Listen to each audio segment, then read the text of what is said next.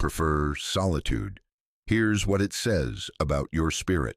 Carl Jung's most dangerous discovery wasn't about extroverts or introverts. It was about people who couldn't bear to be around others, and the hidden spiritual message their souls were screaming. Here's what he found. Your preference for solitude isn't a personality quirk. It's not social anxiety you need to fix. It's not even introversion in the way most people think. It's a direct transmission from your unconscious about the most critical phase of your soul's development. And there's a twist that will completely reframe how you see yourself. Jung discovered that certain individuals are called by the self, the deepest organizing principle of the psyche, toward periods of intense, sometimes brutal aloneness, not as escape, not as avoidance, but as initiatory descent into the psyche's depths, where transformation occurs. The hermit's cave, the desert father's isolation, the artist's solitary studio, the mystic's cell. These aren't refugees for the broken, they're alchemical laboratories for the soul. But here's where it gets dangerous. Jung also discovered that solitude has a shadow twin, a dark reflection that looks identical on the surface but produces the opposite result. Sacred solitude, the intentional withdrawal that serves individuation, that deepens your relationship with the self, that ultimately makes you more capable of authentic connection. And shadow isolation, the defensive fortress built from relational wounds, the prison disguised as sanctuary, the arrested development masquerading as spiritual maturity. Most people who oscillate between crushing loneliness and forced socialization never discover which type they embody.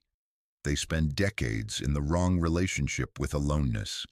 The isolated soul believes they're honoring their introversion when they're actually avoiding their deepest wounds. The overstimulated introvert believes they're being responsible when they're actually betraying their spirit's demands. Both are trapped. Both are suffering. Both are missing the message, because your spirit is communicating through your preference for solitude.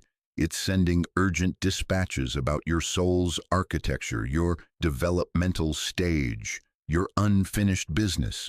But you have to learn the language. You have to decode whether your aloneness is calling you deeper into wholeness or trapping you in fragmentation. Jung spent his entire career studying this distinction.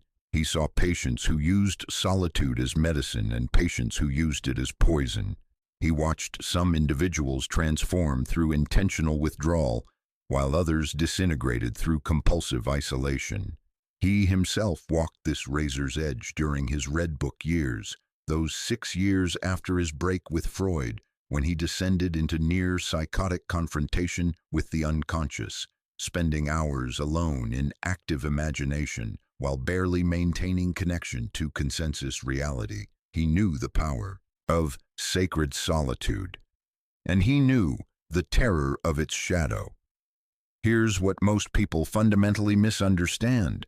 Western culture has pathologized introversion and solitude in ways that cause profound soul damage to naturally contemplative individuals. We live in a structurally extroverted society, one that values productivity over reflection, networking over depth, constant communication over silence, gregariousness over contemplation. If you need hours alone to process your inner experience, you're treated as antisocial. If you decline social invitations to preserve your energy, you're seen as selfish. If you prefer meaningful solitude to shallow socializing, something must be wrong with you. This creates the first wound. Naturally introverted souls experience chronic overstimulation, burnout, and shame for their temperamental needs. But there's a second wound that's equally destructive. The romanticization of isolation as spirituality, the elevation of the lone wolf as enlightened, the belief that needing others means you're not advanced enough. This wound traps individuals who are using solitude as defense against intimacy in a spiritual bypass that never allows them to confront their relational trauma. So we have two camps: the shamed introverts performing extroversion until they collapse, and the defended isolates mistaking their armor for enlightenment. Both groups are disconnected from their souls.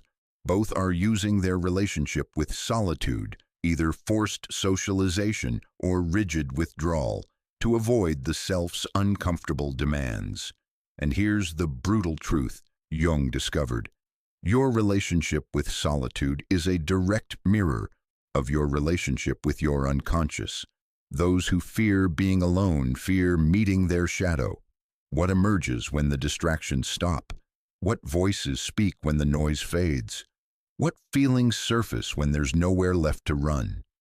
Conversely, those who cling to solitude, who can't bear sustained connection, who collapse into anxiety at the thought of intimacy, they're often running from something even more terrifying than their shadow.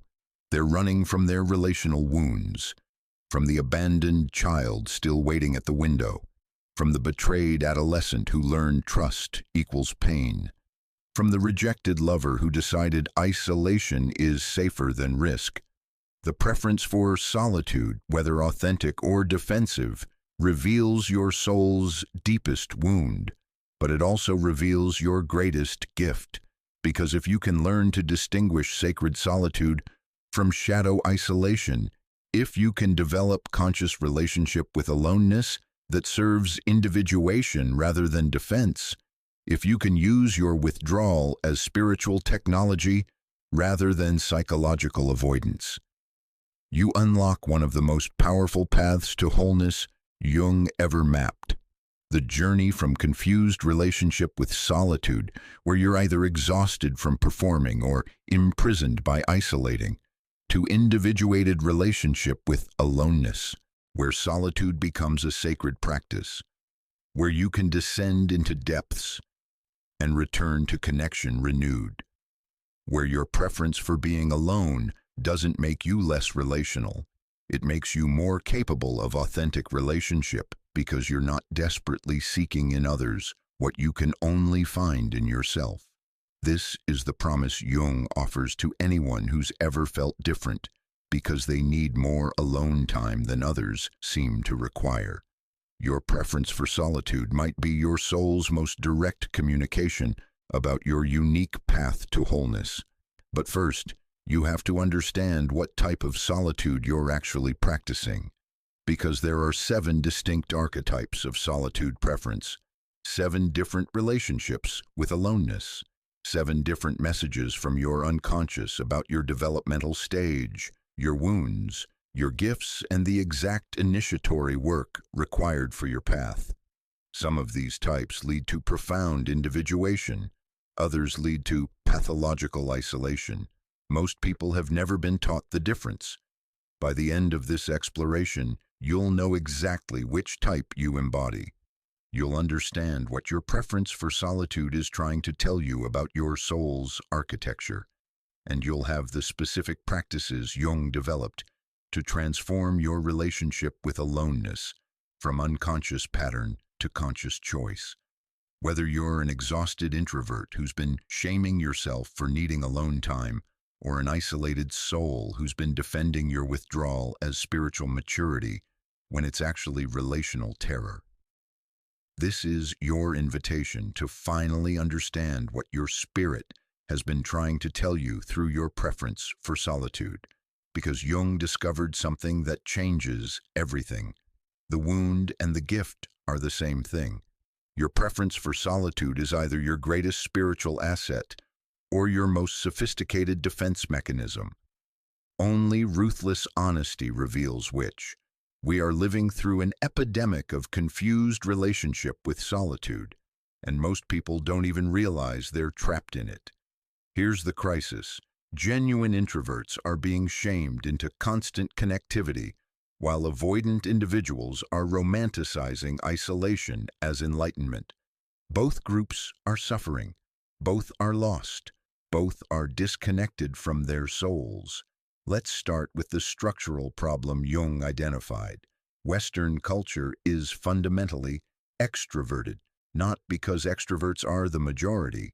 Research suggests the split is closer to 50-50 between introverts and extroverts. But because the culture's values, systems, and expectations are built around extroverted functioning, constant productivity, networking as career necessity, open office plans, team collaboration prioritized over individual deep work, social media presence as professional requirement, work hard, play hard as lifestyle ideal. The message is clear: if you're not visible, vocal, and constantly engaged, you're not valuable. This creates profound damage to naturally introverted souls. You need hours alone to process your inner experience, but you're told that's antisocial. You require silence and solitude to access your creativity, but you're forced into collaborative environments. You're drained by small talk and shallow socializing, but networking is mandatory for advancement. So you perform. You force yourself into extroverted patterns that violate your temperamental needs. You show up to every social obligation despite the psychic cost. You stay on long past the point where your nervous system is screaming for withdrawal, and eventually you burn out. Jung saw this pattern repeatedly in his practice.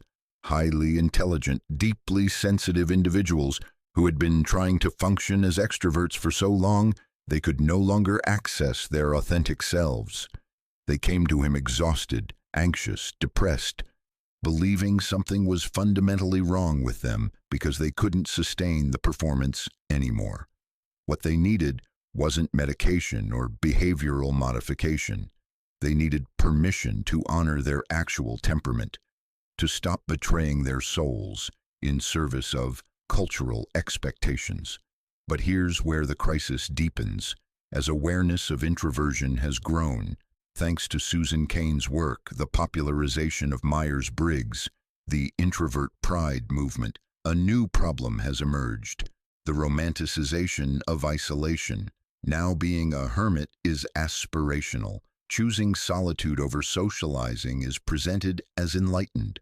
Needing people is seen as weakness or lack of spiritual advancement. This creates the second wound. Individuals using solitude as defense against intimacy now have cultural permission to never confront their relational trauma. They read about introverts needing alone time to recharge and think, "That's me, I'm just an introvert." But they're not naturally introverted. They're defensively withdrawn. They see quotes about solitude being necessary for creativity and spirituality and think, "Yes, people are draining. I'm better off alone." But they're not choosing sacred solitude. They're avoiding their attachment wounds. They build identities around being lone wolves or spiritual hermits without ever examining whether their preference for isolation serves their growth or arrests it. Jung was ruthless about this distinction. He knew the difference between authentic introversion, where solitude is genuinely restorative and doesn't erode relational capacity, and defensive isolation, where aloneness is compulsive and progressively destroys your ability to connect. The introvert returns from solitude renewed, energized, ready to engage authentically. The isolated individual returns from solitude more anxious about connection, more rigid in their withdrawal, more convinced that people are the problem. One pattern serves individuation, the other prevents it. But modern culture has lost the ability to tell them apart. Here's how. The crisis manifests in contemporary life. We have skyrocketing loneliness rates. Studies show loneliness has doubled in the past 50 years, with nearly half of Americans reporting they feel alone or left out, alongside increasing social withdrawal. We're more connected than ever through technology, yet profoundly disconnected from authentic relationship. We're never truly alone. Constant notifications, social media feeds, digital presence, yet we're never truly together either. Surface-level interaction has replaced depth. Jung would identify this as a spiritual crisis of the highest order. Humans have lost the capacity for both genuine solitude being alone with yourself, in contemplative presence to the self, and genuine community, being deeply connected with others in authentic relationship. Instead, we exist in an anxious middle zone, not alone enough to do real inner work, not connected enough to experience true belonging. This creates profound confusion about healthy relationship with aloneness. The overstimulated introvert feels guilty for wanting to cancel plans, believing they're being selfish or antisocial when they're actually honoring legitimate temperamental needs. The isolated individual feels righteous about declining invitations, believing they're protecting their peace when they're actually avoiding their terror of vulnerability. Both are trapped in unconscious patterns. Neither has developed conscious relationship with solitude. And here's the shadow element Jung was most concerned about. Both groups are using their relationship with aloneness, whether forced socialization or rigid isolation, to avoid the self's demands. Because the self doesn't care whether you're an introvert or an extrovert. It cares about wholeness, and wholeness requires integration of opposites. The natural introvert must learn to engage the outer world without betraying their inner world, must develop capacity for authentic connection without collapsing into performative extroversion. The defensive isolate must learn to honor genuine solitude needs while confronting their relational wounds, must develop capacity for intimacy without losing themselves entirely. Neither path is about becoming more social or more solitary. Both paths are about becoming conscious, but the culture makes this nearly impossible. Technology has created an environment where we're chronically overstimulated and chronically disconnected simultaneously, where we have access to constant distraction from inner work and constant superficial connection that prevents real intimacy. The introvert can no longer find true solitude because their phone is always pinging. The isolated individual can maintain the illusion of connection through digital interaction without ever risking real vulnerability. We've created systems that harm everyone's relationship with aloneness. Here's what Jung understood that modern culture has forgotten. Your capacity for solitude and your capacity for relationship are not opposing forces. They're complementary movements in the dance of individuation. Healthy humans need both deep withdrawal for inner work and authentic engagement for outer manifestation, both solitude for soul nourishment and relationship for growth through mirroring, challenge, and love. The problem isn't introversion or extroversion. The problem is unconscious relationship with both. When you don't understand why you need alone time, you either shame yourself for it or use it defensively. When you don't understand why you need connection, you either force it performatively or avoid it entirely. Either way, you're trapped. And the cost is staggering. Individuals who can't access restorative solitude experience chronic burnout, anxiety, creative death, and spiritual starvation. They're running on empty, performing for others, while their inner world withers.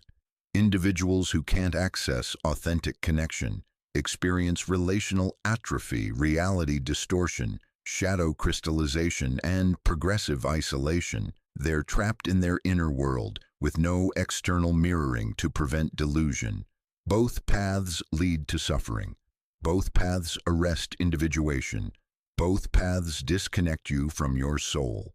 This is the crisis Jung was trying to address, not by telling everyone to be more social or more solitary, but by teaching them to develop conscious relationship with aloneness that serves the self's demands rather than the ego's defenses, to distinguish between solitude that restores versus isolation that imprisons, between withdrawal that deepens versus avoidance that fragments, between preference that honors your nature versus compulsion that betrays your growth.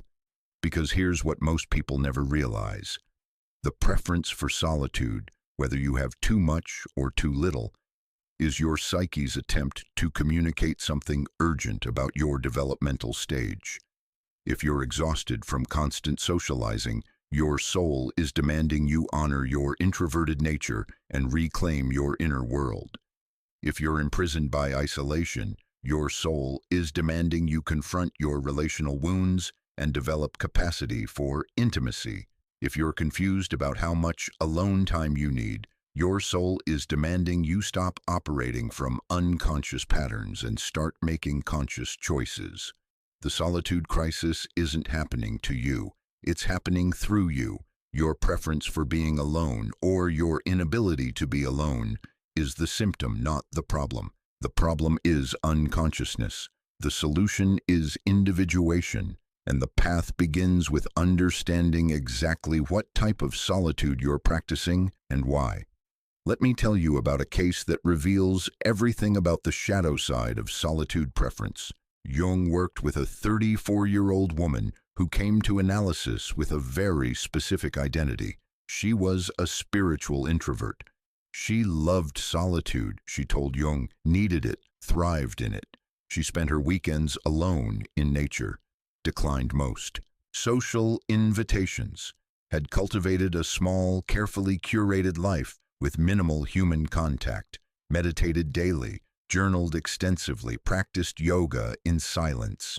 She read spiritual texts about the contemplative life, quoted Thoreau and Rilke on the necessity of solitude, saw herself as someone who had transcended the need for constant human validation. Most people are terrified of being alone with themselves, she told Jung in their first session. But I've always been different. I don't need people the way they do. She said this with quiet pride, as though her capacity for solitude made her more evolved. But she'd come to Jung because something was wrong. Despite her love of solitude, she was experiencing severe anxiety, insomnia that left her exhausted but wired, creative blocks that frustrated her deeply. She was a writer who hadn't been able to write in months. She felt stuck, empty, like she was going through the motions of her solitary spiritual life, without any actual vitality. Jung listened, validated her introversion, asked about her spiritual practices, but he was curious about something else. He asked her to tell him about her dreams. And here's where everything shifted. Her dreams told a completely different story than her waking identity. Recurring images of locked doors, empty houses echoing with children's laughter, but no children present. Herself as a child, banging on windows from inside a house while adults walked past outside, unseeing. In one dream, she was at a party, but invisible. People walked through her as though she didn't exist. In another, she was calling out to someone she loved, but no sound came from her mouth. Jung recognized these symbols immediately. These weren't the dreams of someone who genuinely loved solitude.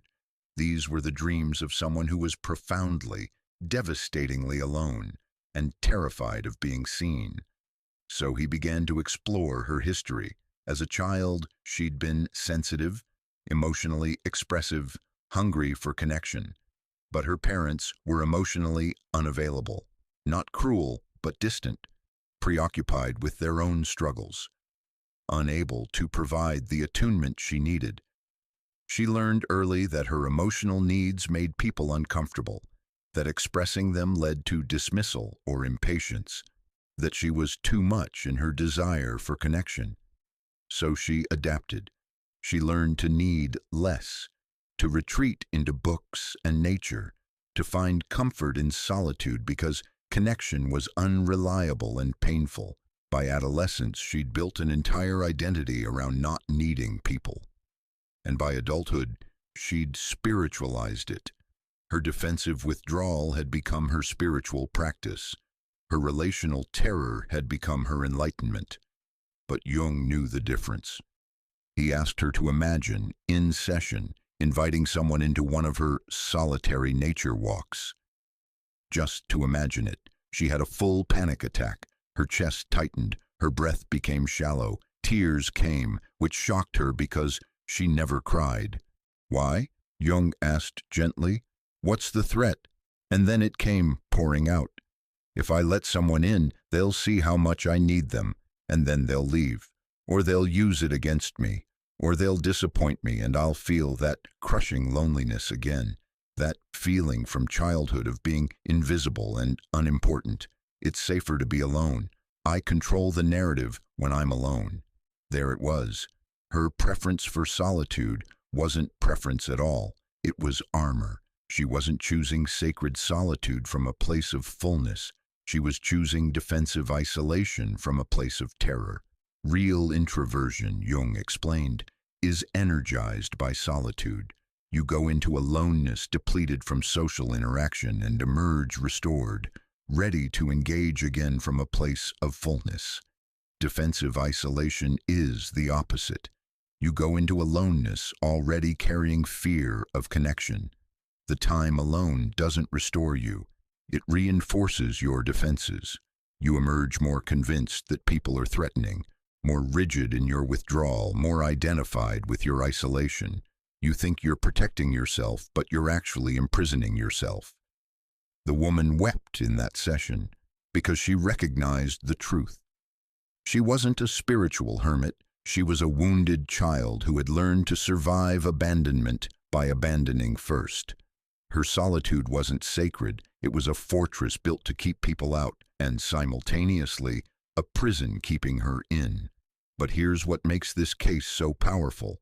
Recognition was only the beginning.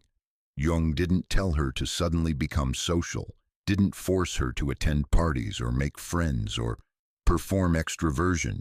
Instead, he taught her to distinguish between types of aloneness. There was restorative solitude, the genuine alone time she needed as an introverted person to process her internal experience. This was real. This was healthy. And there was defensive isolation, the compulsive withdrawal she used whenever intimacy threatened to emerge, whenever someone got too close, whenever vulnerability beckoned. The work was learning to honor the first while confronting the second.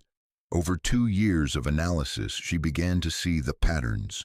Whenever she felt connected to someone, a friend, a potential romantic partner, even Jung himself in their therapeutic relationship, she would find reasons to create distance.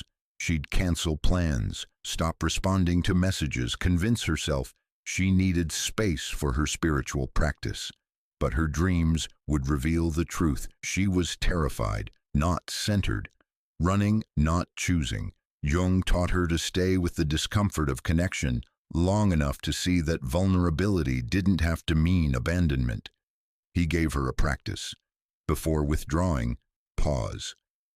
Notice what you're feeling.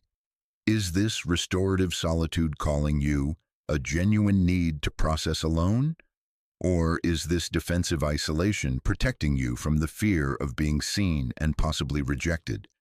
If it's the latter, try staying. Just 5 minutes. Longer. Just one more conversation. Just one expression of need rather than pretending you're fine alone.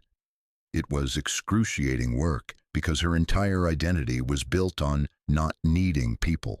Dismantling that meant facing the abandoned child still banging on the window, still believing no one would come.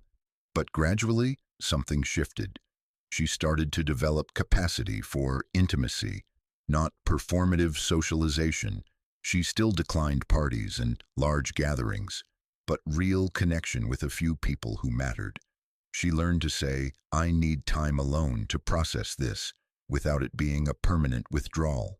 She learned to return to connection after solitary processing, instead of using solitude as an exit strategy.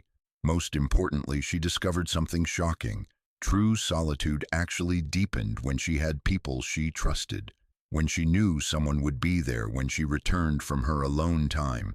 She could go deeper into her inner work. The aloneness felt less like exile and more like sacred retreat. Jung called this paradox the necessity of the container.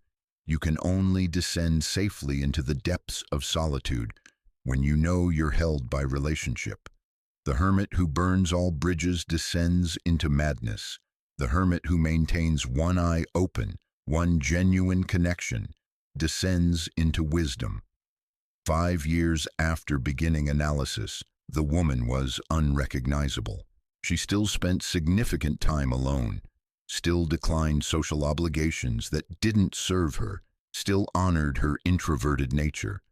But she also had intimate friendships, a romantic partnership, regular contact with people who saw her fully, and her creative work had returned, richer, deeper, more authentic than before, because she was no longer writing from a place of defended isolation. She was writing from integrated solitude. She could finally tell the difference. When she withdrew now, it was choice, not compulsion. Restoration, not protection. Sacred solitude, not shadow isolation.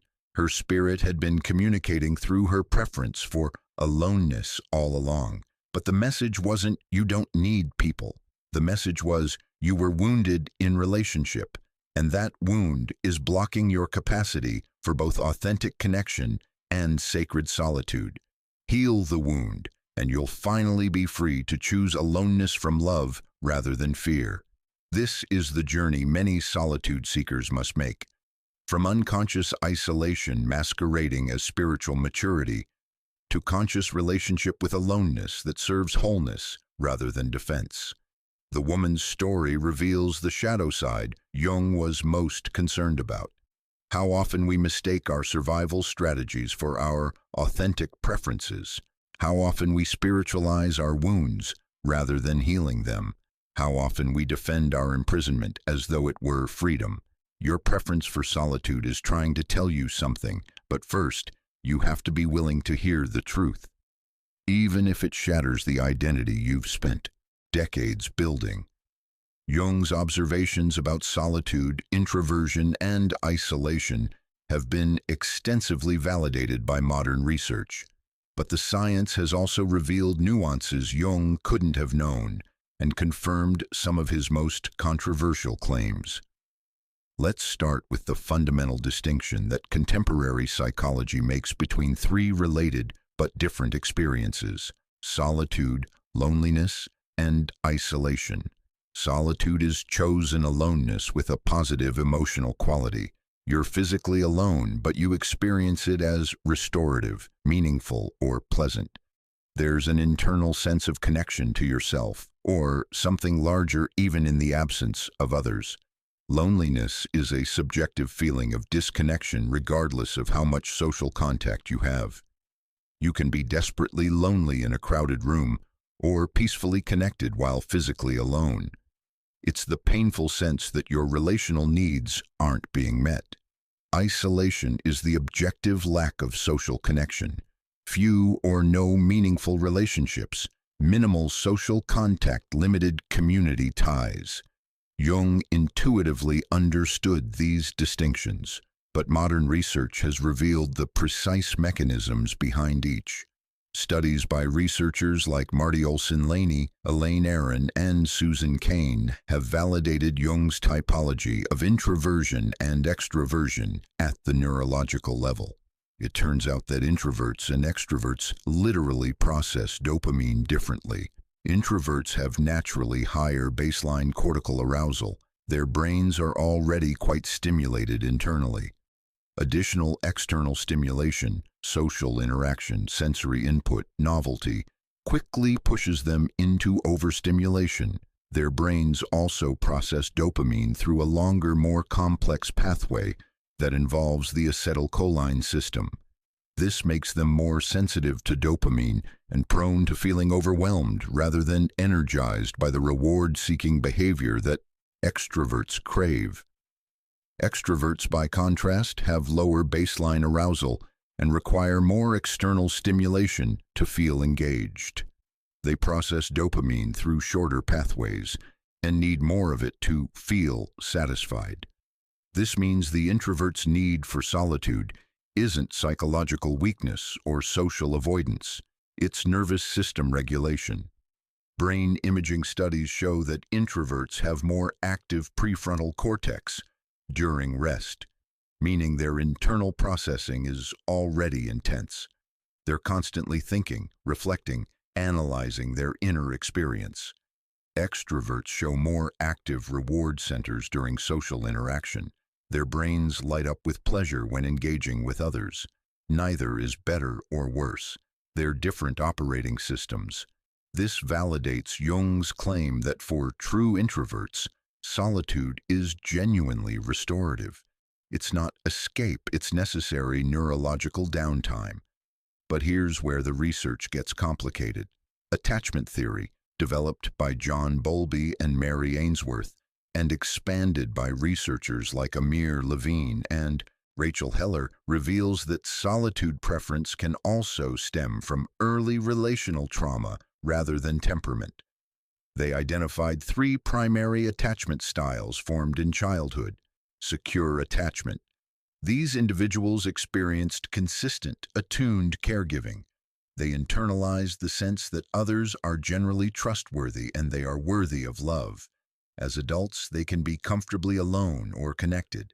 They use solitude for restoration but maintain relational capacity. Anxious attachment. These individuals experienced inconsistent caregiving, sometimes attuned, sometimes neglectful. They internalize the sense that others are unpredictable and they must work hard to maintain connection.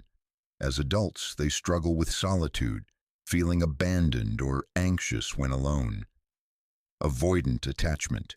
These individuals experienced consistent emotional unavailability or rejection from caregivers. They internalized the sense that others are unreliable and dependence is dangerous.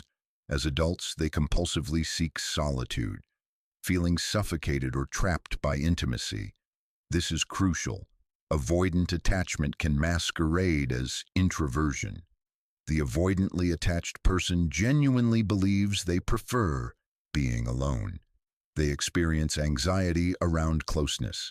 They feel relief when relationships end. But research shows this isn't temperamental preference. It's trauma adaptation.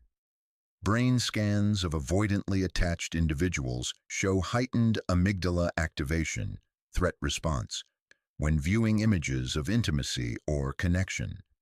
Their nervous systems have learned to perceive relationship as danger. Studies also reveal that avoidantly attached people don't actually experience less loneliness. They just suppress awareness of it. When measured through physiological markers, stress hormones, heart rate variability, immune function, they show signs of chronic relational distress, even while reporting they're fine alone. This is exactly what Jung observed in his patient from the last section. She believed she loved solitude, but her body told a different story. Her dreams revealed the truth. The critical question modern research asks, how do you distinguish natural introversion from defensive avoidance? Here's what the science shows. Natural introverts are energized by solitude and return to social interaction refreshed. Maintain relational capacity. They can be intimate when they choose to be.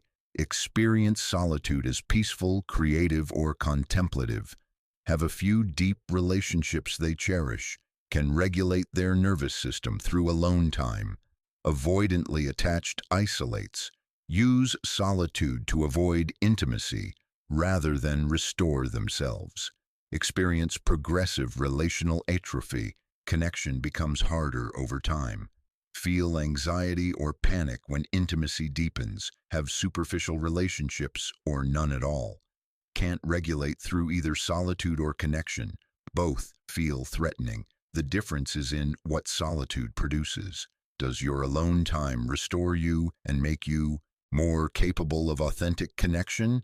Or does it reinforce your defenses and make connection progressively more difficult? Now let's look at the research on what happens when solitude becomes isolation. The health consequences are devastating.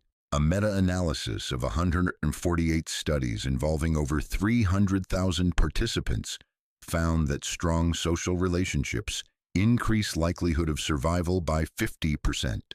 The inverse is also true. Social isolation and loneliness significantly increase mortality risk. In fact, loneliness and isolation have health effects equivalent to smoking 15 cigarettes per day. They're more dangerous than obesity. They accelerate cognitive decline, increase risk of dementia, compromise immune function, elevate blood pressure, and increase inflammation throughout the body. Brain studies show that chronic loneliness actually changes brain structure, shrinking the hippocampus, reducing gray matter in regions associated with emotional regulation and social cognition. But here's what's fascinating.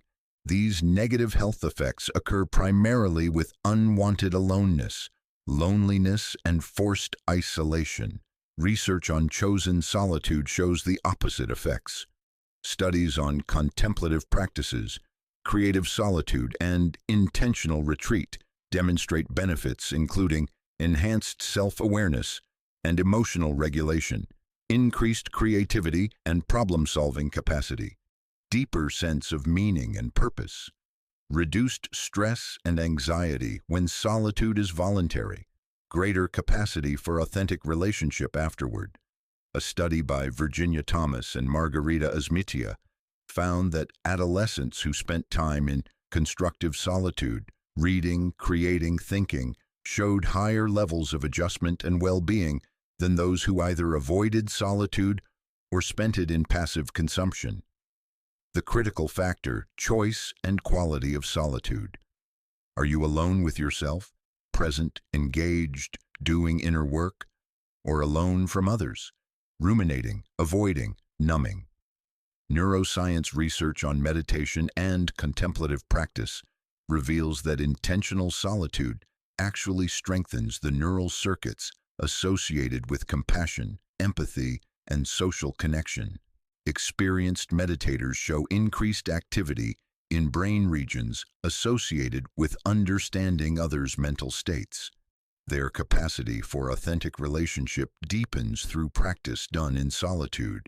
This validates Jung's claim that sacred solitude doesn't make you less relational. It makes you more capable of authentic connection because you're not desperately seeking in others what you can only find in yourself. But there's another layer. Recent research on solitude and creativity reveals that many highly creative individuals require extensive alone time, not as escape, but as necessary condition for creative work. Studies show that creative breakthroughs often occur during mind-wandering and solitary reflection, what researchers call the default mode network of the brain. This network is most active when you're alone, not focused on external tasks, allowing disparate ideas to connect in novel ways. Writers, artists, scientists, mystics, many of history's most creative contributors were also notably solitary. But here's the pattern that emerges. The ones who remained generative maintained connection. The ones who descended into madness or sterility severed it. Jung's own life exemplifies this. During his Red Book years, he spent hours alone in active imagination, but he continued seeing patients, remained married, corresponded with colleagues. That minimal connection, what he called keeping one foot in the world, prevented him from being swallowed by the unconscious. Research on sensory deprivation and extreme isolation confirms this.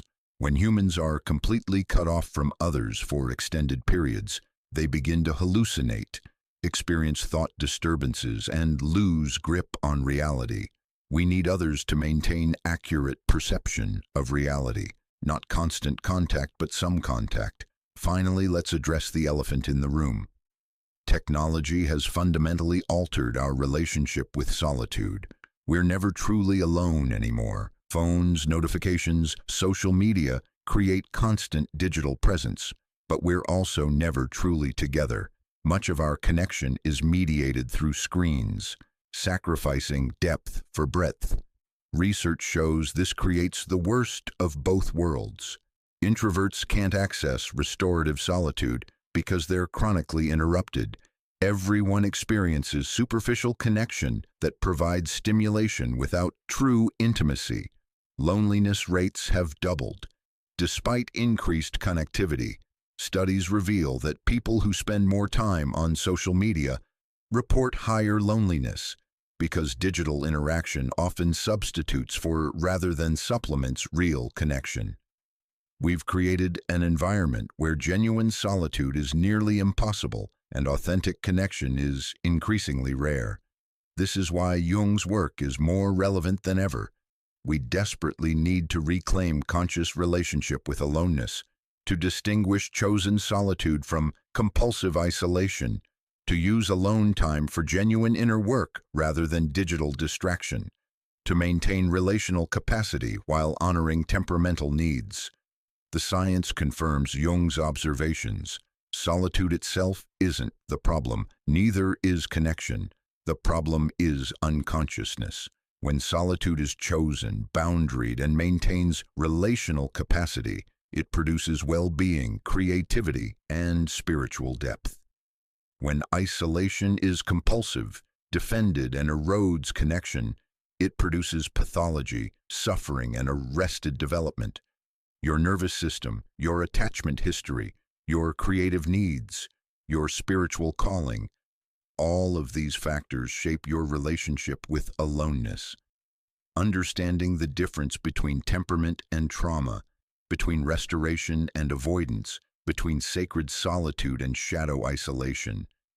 This is the work of individuation, and it requires brutal honesty about which type of solitude you're actually practicing.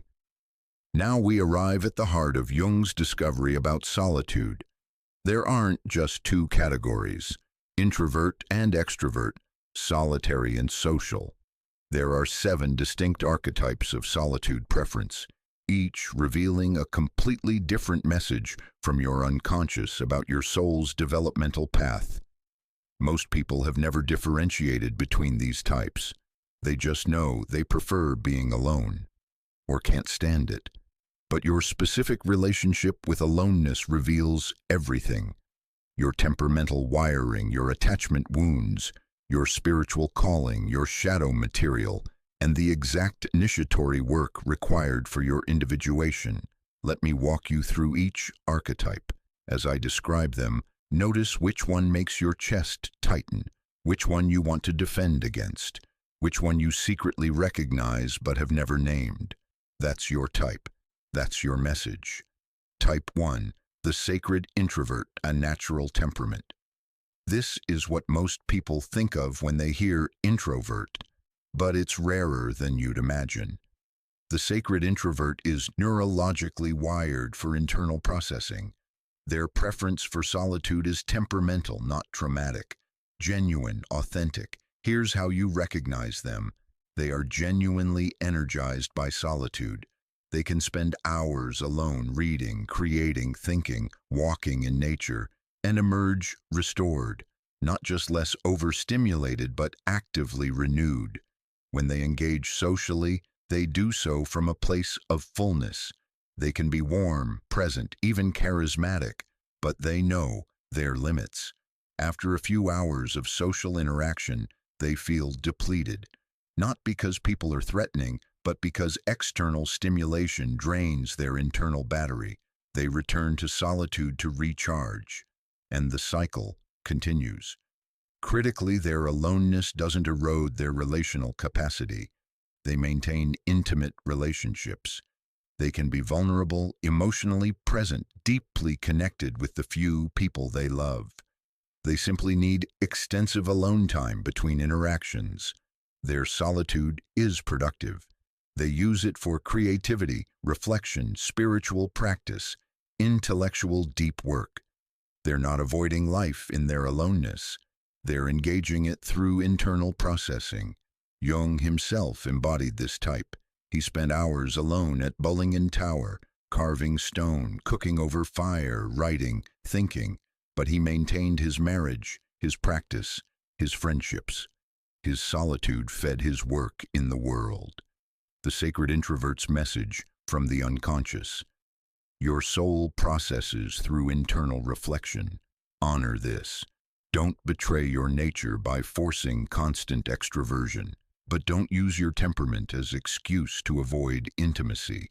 You need both depth with yourself and depth with others. The shadow risk for this type. confusing temperamental preference with spiritual superiority, believing they're more evolved because they don't need constant socializing, using introversion as identity rather than simply honoring it as operating system. The individuation work, maintain relational capacity while honoring solitude needs. Don't let your aloneness become rigid or defended. Keep your heart open even as you protect your energy. If this is your type, you're blessed with a natural capacity for inner work. Your challenge is ensuring your solitude serves your growth rather than becoming a comfortable prison. Type 2, the wounded hermit, trauma-based withdrawal. This is the most common type, masquerading as the first. The wounded hermit genuinely believes they prefer solitude. They experience relief when alone and anxiety around closeness. But their preference isn't temperamental, it's defensive. Here's how you recognize them. They developed their solitude preference early, usually in response to relational trauma. Perhaps they had emotionally unavailable parents. Perhaps they experienced abandonment, betrayal, or abuse. Perhaps they were sensitive children in harsh environments who learned that withdrawal was survival. They appear fiercely independent, self-sufficient. They pride themselves on not needing people the way needy people do. But beneath the surface, they're terrified. Their solitude isn't restorative, it's protective armor. They're not choosing aloneness from fullness. They're choosing it from fear. When intimacy threatens to emerge, when someone gets too close, sees too much, needs too much, they withdraw. Not consciously. They'll have perfectly logical reasons. I need space for my creative work. I value my independence. They were too clingy anyway. But their dreams tell a different story. Images of abandonment, locked doors, unreachable others, the eternal child waiting at the window. Their relationships, if they have any, follow a predictable pattern. Initial connection, deepening intimacy, sudden withdrawal. They get close, panic, and run, then feel relieved to be alone again, confirming their belief that solitude is superior. But here's the tell. Their solitude doesn't actually restore them. They don't emerge from alone time energized and ready to connect. They emerge more convinced that people are dangerous, more rigid in their defenses, more isolated. Over time, their relational capacity atrophies, connection becomes progressively harder. The gap between themselves and others widens. They tell themselves they're fine. They've transcended the need for relationship. They're spiritual hermits. But their bodies tell a different story. Chronic stress, illness, creative blocks, depression masked as contentment. The wounded hermit's message from the unconscious. You were hurt in relationship, and you've been running ever since. Your solitude isn't sacred, it's a fortress. The wound that made you withdraw is still bleeding. You must heal it, or you'll die behind these walls you've mistaken for sanctuary. The shadow risk for this type, spending entire lifetimes in defended isolation, missing the intimacy their souls desperately crave, dying without ever being truly seen or held. The individuation work, distinguish between genuine solitude needs and defensive withdrawal. Learn to stay present through the terror of vulnerability. Develop capacity for sustained intimacy without losing yourself. Grieve the relational wounds that made isolation necessary, and then risk connection again, consciously. If this is your type, your preference for solitude is a survival strategy that once saved you, but now imprisons you. Your work is the most terrifying and most essential. Learning to trust again. Type 3, the spiritual bypasser, transcendence addiction. This type is particularly insidious because it's so spiritually sophisticated. The spiritual bypasser uses solitude, meditation, and spiritual practice to avoid embodied life and relational complexity. They've transcended the need for messy human connection, or so they believe. Here's how you recognize them. They have extensive spiritual practices, meditation, yoga, retreats. They read non-dual philosophy, quote, enlightened masters, pursue spiritual experiences with intensity. They prefer the purity of alone time over the complications of relationship. People are too dense, too unconscious, too stuck in ego. They're seeking transcendence, liberation from suffering, freedom from attachment. But Jung would say they're not transcending, they're dissociating. Their spirituality is vertical, always reaching upward toward light, toward consciousness, toward freedom from the body and its needs. What they're avoiding is horizontal, embodied life, relational messiness, sexuality, anger, dependency, all the lower aspects of being human. In solitude, they can maintain the fantasy of purity. In relationship, their shadow emerges, their neediness, their jealousy, their desire for control, all the parts that contradict their spiritual self-image. So they withdraw, frame it as spiritual maturity, maintain the illusion of having transcended what they've actually just bypassed. Their solitude is filled with practice, but it's practice designed to escape rather than integrate. They're not meeting their shadow in meditation. They're using meditation to stay above it. Jung called this inflation, identifying with the archetypal spiritual realm while denying the personal human realm.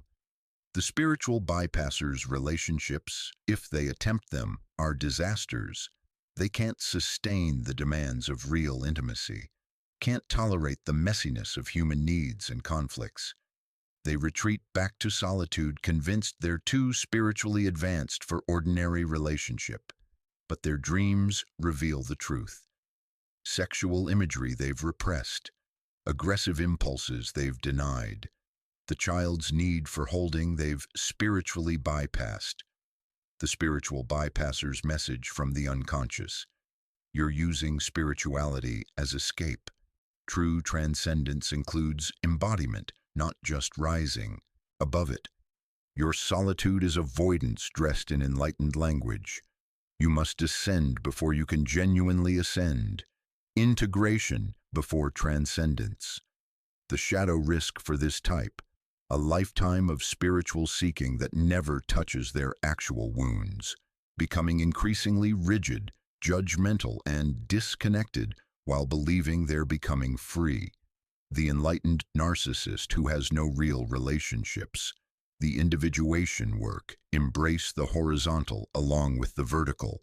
Meet your shadow, your sexuality, your anger, your dependency needs. Risk the messiness of intimate relationship. Allow yourself to be human, not just spiritual. Learn that wholeness includes everything you've been trying to transcend. If this is your type, your preference for solitude is sophisticated avoidance.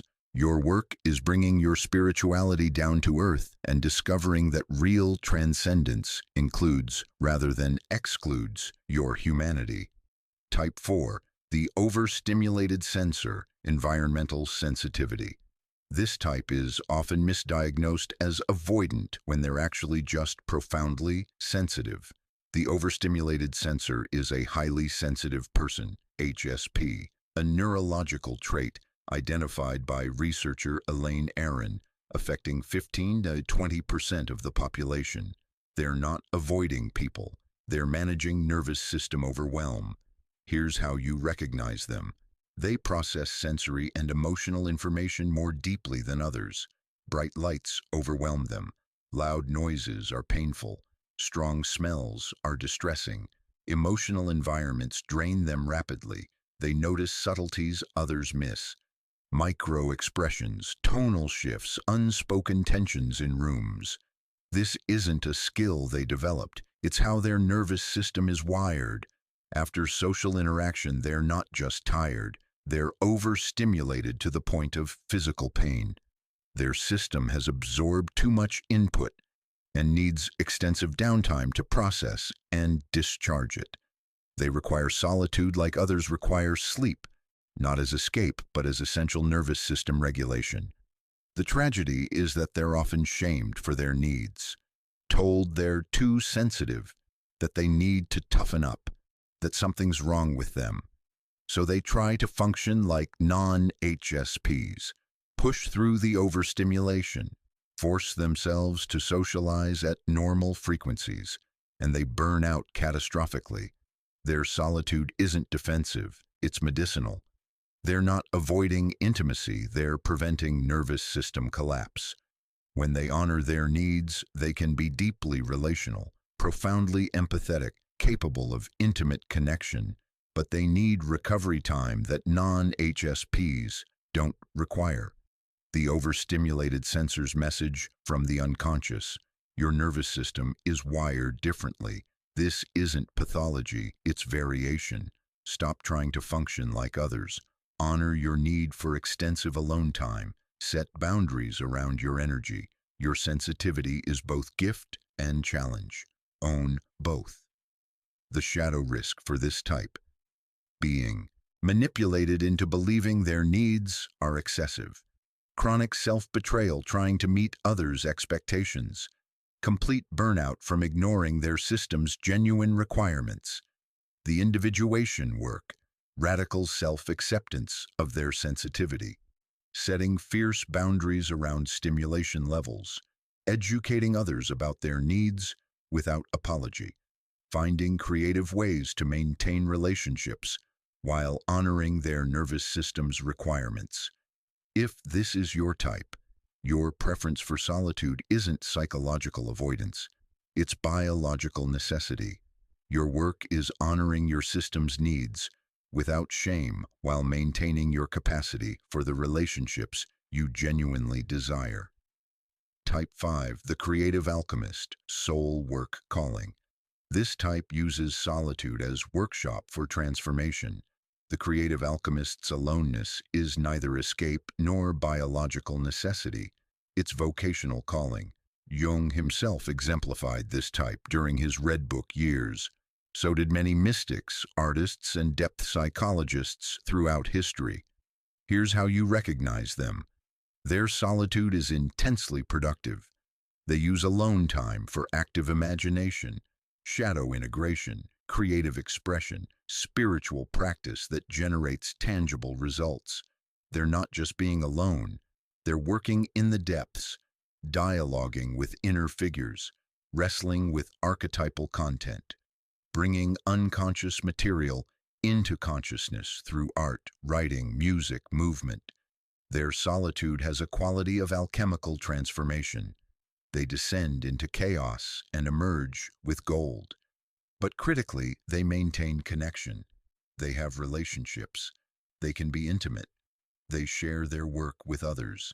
Their solitude isn't permanent isolation, it's rhythmic withdrawal for soul work, followed by return to community with gifts generated in the depths.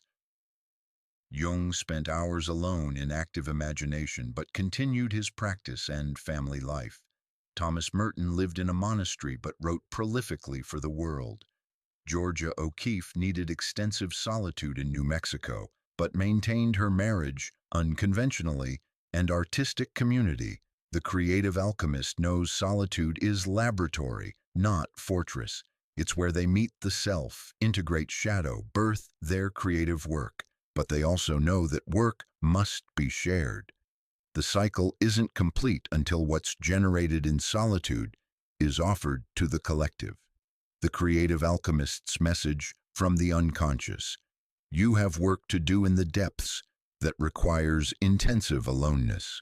Honor this calling, but remember, the gold you create in solitude must eventually be brought into the world. Your individuation serves something larger than yourself.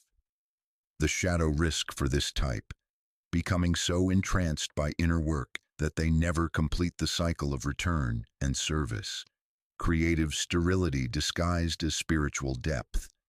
Using sacred solitude as excuse to avoid the difficulty of manifesting their work in the world.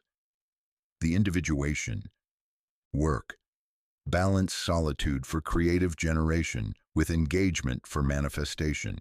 Maintain relationships even during intensive inner work periods.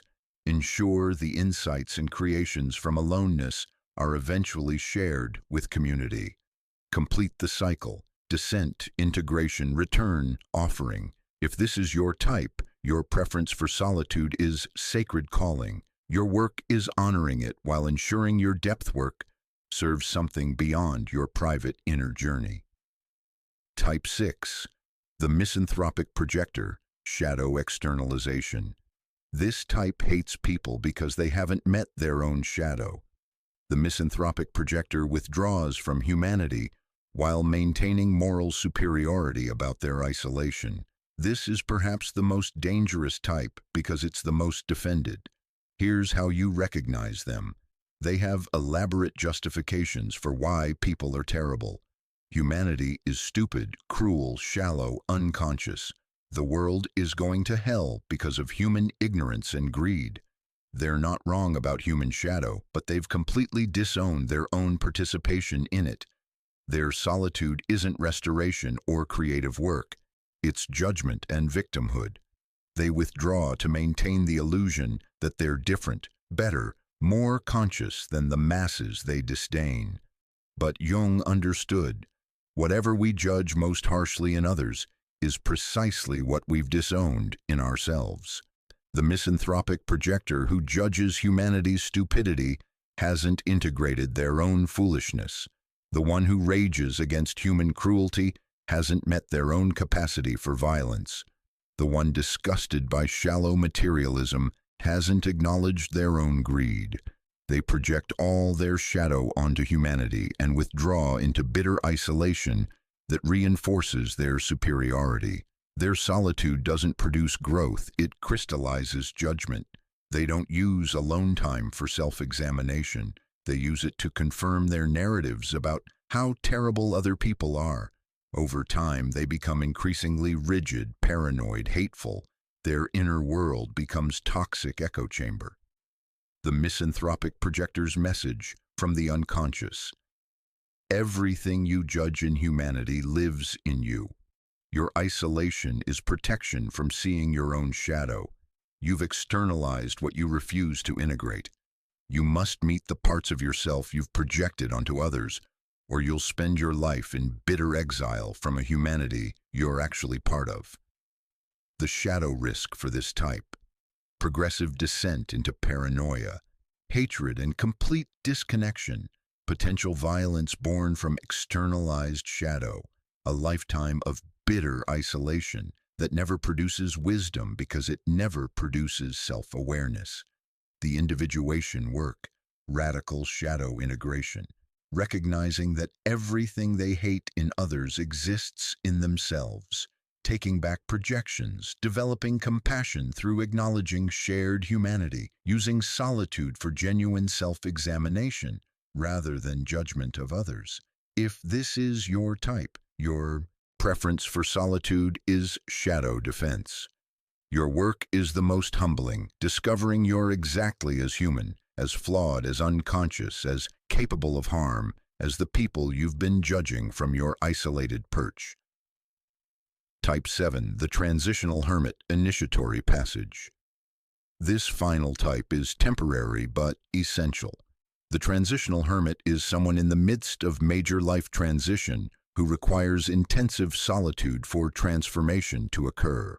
This isn't permanent temperament, it's initiatory passage. Here's how you recognize them. They're in the middle of something big: profound grief, spiritual emergence, identity death, life structure collapse, creative gestation, dark night of the soul. They need to withdraw from normal life to process what's happening, not forever, but for now. This is the widow who can't bear social interaction during the first year of grief. The person experiencing spiritual awakening who needs to retreat from regular responsibilities. The artist in the throes of creative obsession. The individual whose entire identity has shattered and who needs solitude to discover who they are beneath the rubble. Jung called these threshold experiences, liminal states between old self and new self, where the psyche requires protection from external demands, while reorganization occurs. In traditional cultures, these transitions were honored with vision quests, walkabouts, Initiatory isolation. Modern culture has no container for them, so people often pathologize their need for withdrawal. But resisting this call prolongs the crisis. Fighting against the pull towards solitude during initiatory passages prevents the necessary transformation. The transitional hermit knows, consciously or unconsciously, that they must withdraw for a time. The old self is dying. The new self isn't yet born. They're in the chrysalis state. Critically, this type knows their solitude is temporary. They're not building permanent isolation. They're cocooning through a transformation that will eventually result in return to community. Changed, but returned. The transitional hermit's message from the unconscious. You're in metamorphosis. Honor the need for withdrawal during this passage. Don't let others shame you into premature return to normal functioning, but also don't mistake temporary necessity for permanent identity. This solitude is initiatory. It will complete. You will return. The shadow risk for this type. Getting stuck in the transitional phase. Mistaking temporary withdrawal for permanent preference. Using the legitimate need for initiatory solitude as excuse to never re-engage with life. The individuation work. Surrender to the necessary withdrawal without resisting it or clinging to it. Trust the process. Allow the transformation to complete. Prepare for eventual return to community with new identity, new gifts, new capacity. Honor the ending and the becoming without trying to skip ahead or stay behind. If this is your type, your preference, for solitude is temporary, but crucial. Your work is trusting the process, honoring the withdrawal, and remaining open to the return when the transformation completes. So, which type are you? More importantly, which type do you want to be, and which type are you actually? Because here's what Jung discovered. Most people's self-perception doesn't match their reality. The wounded hermit believes they're a sacred introvert. The spiritual bypasser believes they're a creative alchemist. The misanthropic projector believes they're simply wiser than others. The work of individuation requires ruthless honesty about which archetype you're actually embodying. Not which sounds most flattering, not which you'd prefer to be. Which one makes you defensive when you read it? Which one triggers the urge to explain why it's not you? That's probably your type. That's your work. Your preference for solitude is a message from your unconscious about your soul's developmental path. But you have to be willing to hear the truth, even if it shatters the identity you've carefully constructed around your aloneness. Now we must confront what Jung feared most about solitude, the moment it crosses from sacred into pathological, because there is a line, and most people don't realize they've crossed it until the damage is done. Jung witnessed patients whose preference for aloneness progressively destroyed their capacity for life, relationship, and even sanity itself. He saw how solitude, which should be medicine, can become poison when practiced unconsciously, defensively, or excessively. Let me walk you through the 5 escalating dangers that emerge when your relationship with aloneness becomes pathological. If you recognize even one of these patterns in your life, pay attention. Your soul is sending you a warning. Danger 1. Relational atrophy. Here's the first danger. Your relational capacities deteriorate without use. Just like muscles that aren't exercised become weak, your ability to connect authentically atrophies through prolonged isolation. Empathy, communication, vulnerability, conflict resolution, emotional regulation in relationship. All of these are skills that require practice. When you spend extended periods alone, you lose these capacities gradually, almost imperceptibly. At first, you just feel a bit rusty when you do interact. Small talk feels harder. Reading social cues takes more effort. You tire more quickly from interaction. You tell yourself it's just because you haven't socialized in a while. You'll get back into the rhythm. But if the isolation continues, something more sinister happens. The rust becomes permanent damage. You begin to experience actual anxiety around connection. Conversations that would have been easy before now feel threatening. Vulnerability that was once accessible now feels impossible. The gap between yourself and others widens, not just experientially, neurologically. Studies show that prolonged social isolation actually changes brain structure. The regions associated with social cognition and emotional regulation literally shrink. You're not just out of practice, you're losing the neural architecture that makes connection possible. And here's the trap. As relational capacity atrophies, interaction becomes more painful, which reinforces your preference for solitude, which further atrophies capacity, which makes interaction even more painful. It's a self-reinforcing cycle that ends in complete inability to connect. Jung saw patients who had been isolated for so long that sustained relationship was no longer physiologically possible for them. Their nervous systems couldn't tolerate the proximity. Their psyches couldn't maintain the boundaries required for intimacy. They'd waited too long. The atrophy was too complete. This is why Jung insisted on the one-eye open principle, maintaining at least one genuine relationship even during intensive solitary periods. Because once relational capacity is lost completely, it may never fully return. Danger 2. Reality distortion. The second danger is perhaps the most disturbing. Without external mirroring and feedback, your perception of reality becomes increasingly distorted. Let me explain what Jung meant by this.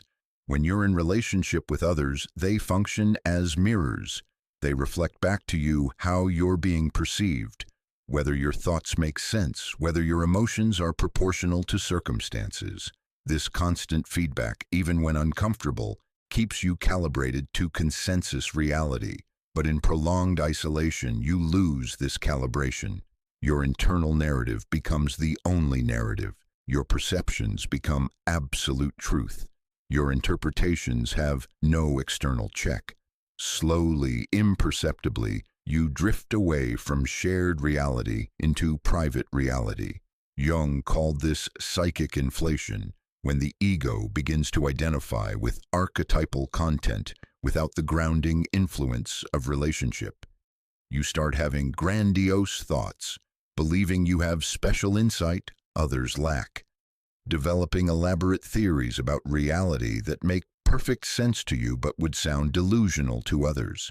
Or the opposite, paranoid thoughts, believing others are against you, developing conspiracy theories about why you're excluded or judged. In both cases, you've lost the capacity for self-reflection that relationship provides.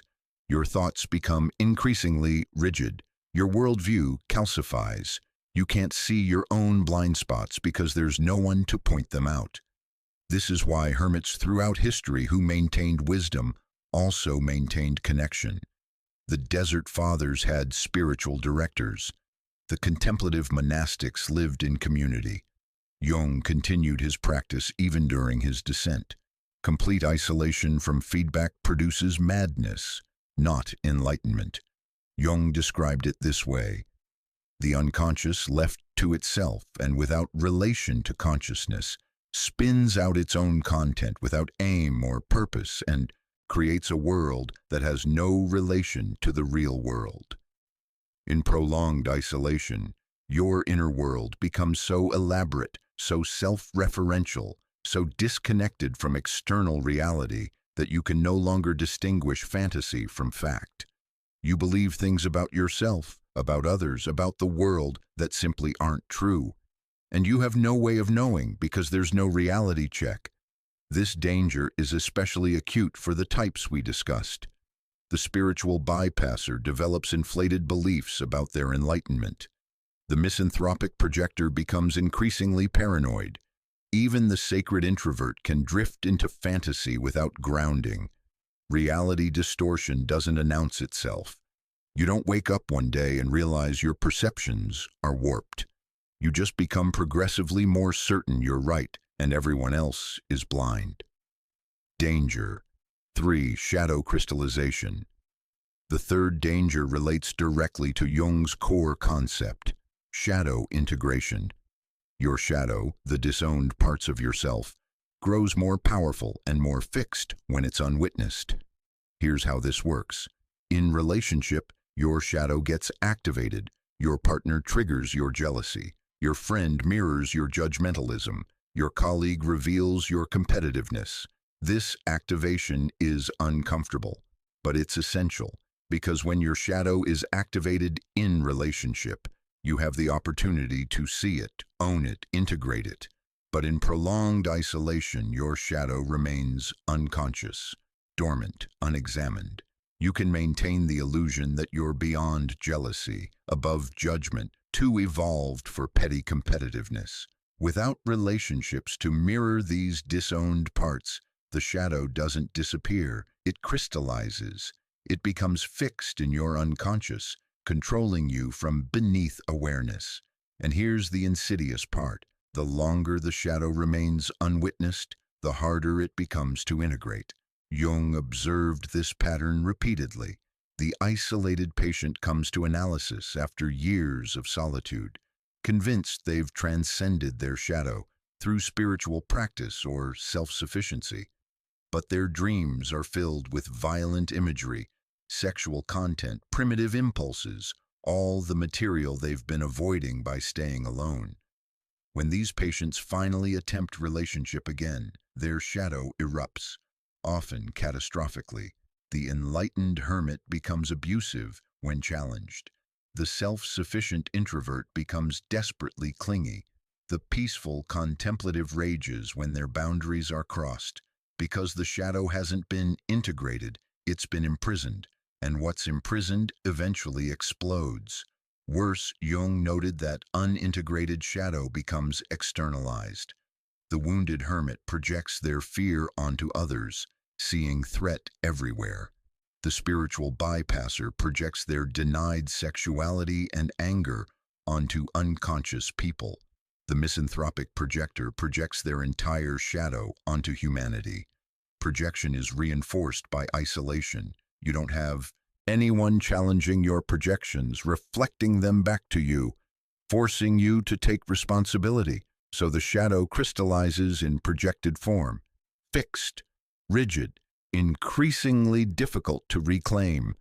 This is why Jung insisted individuation requires relationship. Not constant relationship, but enough relationship to keep your shadow activated and visible. The hermit who withdraws completely from all mirrors loses access to self-knowledge. They become what they fled from without ever recognizing it. Danger. 4. Physical deterioration. The fourth danger is measurable, physical, undeniable. Prolonged isolation causes actual damage to your body. The research on this is overwhelming and terrifying. Social isolation and loneliness increase your risk of premature death by 26-32%. That's equivalent to smoking 15 cigarettes daily. They increase your risk of heart disease by 29%, stroke by 32%, dementia by 50%. Your immune system becomes compromised. You get sick more often. You heal more slowly. Inflammation increases throughout your body. Your sleep deteriorates. Your blood pressure rises. Your stress hormones remain chronically elevated. This isn't just correlation. The mechanisms are understood. Humans are fundamentally social animals. Our nervous systems are designed to regulate through connection. Our bodies expect social interaction the way they expect food and sleep. When we're chronically isolated, our bodies interpret it as threat, specifically as vulnerable to predation. We're separated from the tribe, exposed, in danger. So our stress response systems activate, and they stay activated. Chronic activation of stress response systems causes systemic damage, cardiovascular disease, metabolic dysfunction, cognitive decline, accelerated aging. Your body is literally deteriorating because it believes you're in danger due to isolation. And here's what Jung would add. This isn't just physical, it's psychosomatic, the body expressing what the psyche knows. Your body is trying to tell you that human beings aren't meant for complete isolation, that your preference for solitude has crossed into pathological territory. The isolated person often develops chronic illnesses that modern medicine can't fully explain. Autoimmune conditions, chronic fatigue, mysterious pain syndromes. Jung understood these as the body's protest against a life structure that violates human nature. You can spiritualize your isolation all you want. Your body knows the truth, and eventually, it will force the issue through illness, collapse, or death. Danger 5. Spiritual stagnation. The fifth danger is the most paradoxical and perhaps the most devastating. Despite all appearances, excessive solitude arrests spiritual development. Let me explain this carefully because it contradicts much popular spiritual teaching. Many spiritual traditions valorize solitude. The Desert Fathers, the Forest Hermits, the meditation retreat, and Jung himself emphasized the necessity of solitude for individuation. So how can solitude cause spiritual stagnation? Here's what Jung discovered. Individuation is not just internal process. It's a dialectical movement between inner work and outer engagement. You descend into solitude to meet the unconscious, integrate shadow, dialogue with archetypal forces, but then you must return. You must bring what you've discovered in the depths into relationship, into service, into concrete manifestation in the world. If you stay in the depths, the work becomes narcissistic, sterile, self-referential. Jung called this the problem of the treasure hard to attain. You descend into the unconscious and find gold. But if you never bring that gold back to the surface to share with humanity, it might as well not exist. Worse, Jung observed that people who remain in perpetual solitude often aren't actually doing deep work. They're avoiding it. They're using spiritual practices to maintain dissociation rather than integration, using meditation to escape the body rather than inhabit it, using solitude to avoid relational growth rather than deepen inner wisdom. The person who spends decades in solitary meditation but can't sustain an intimate relationship hasn't individuated. They've spiritually bypassed. The hermit who has profound mystical experiences but offers nothing to humanity hasn't completed the hero's journey. They're stuck in the underworld.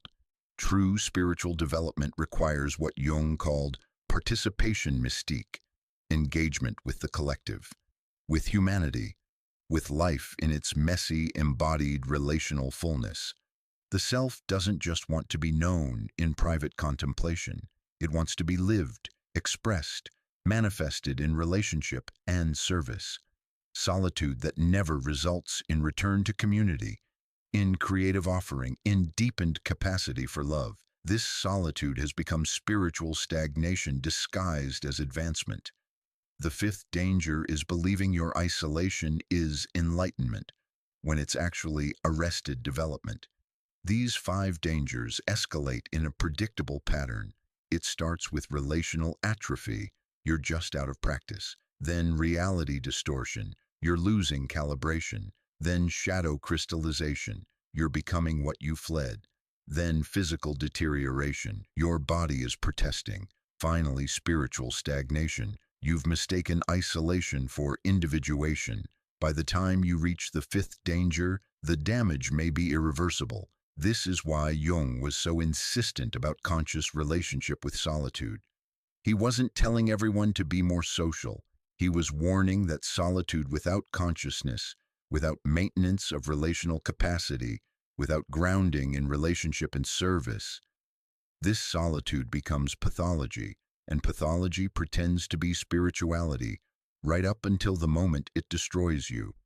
So what's the answer?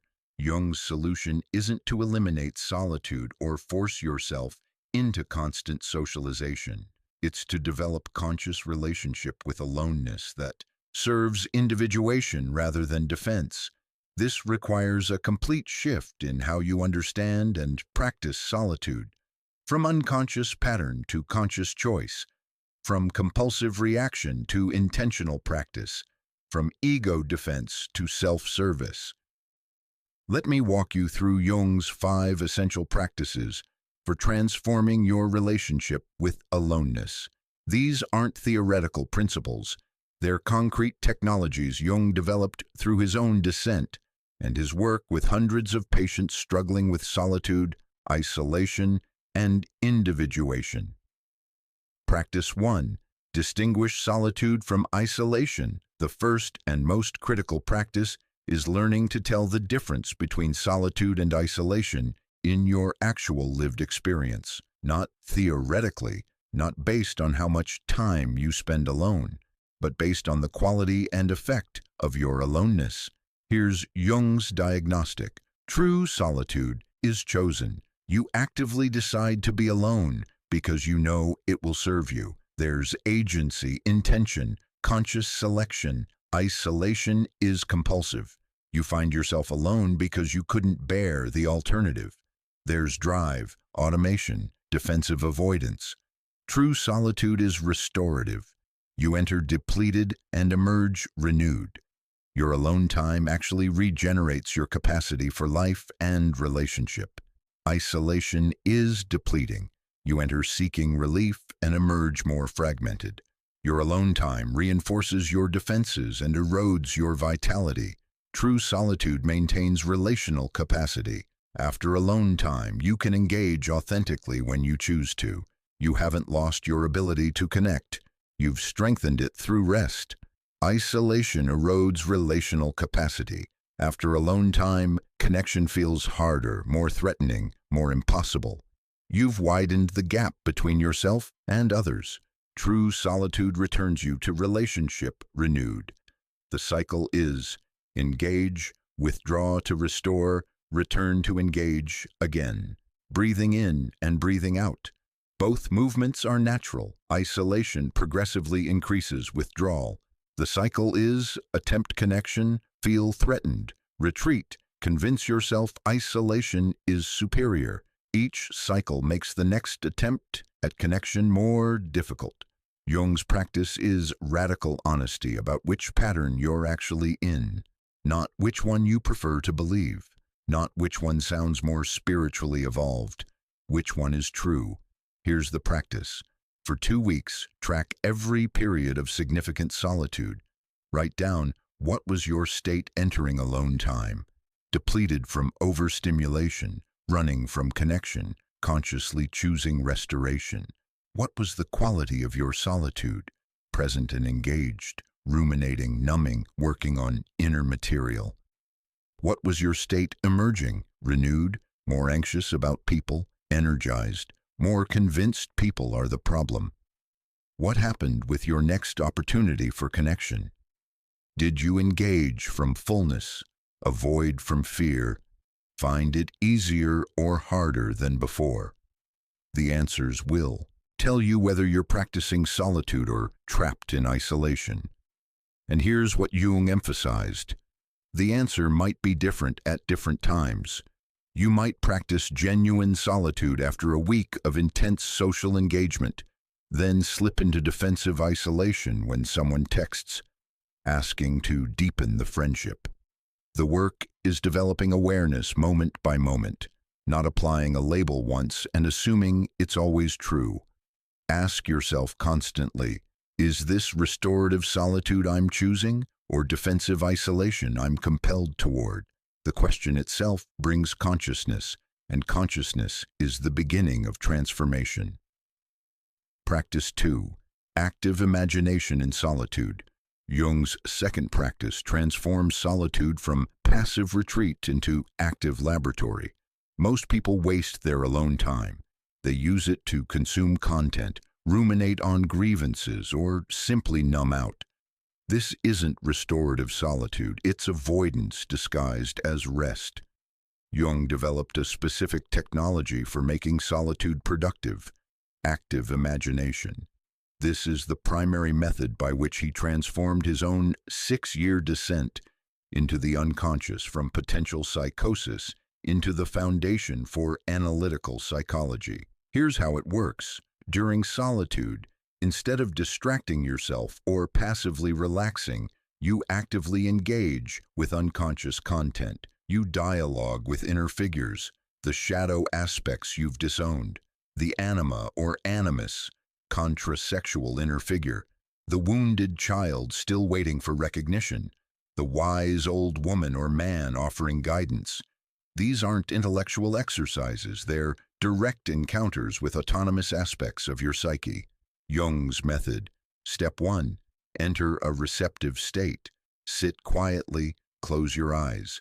Allow your mind to settle without trying to control it. Step 2. Allow an image to emerge.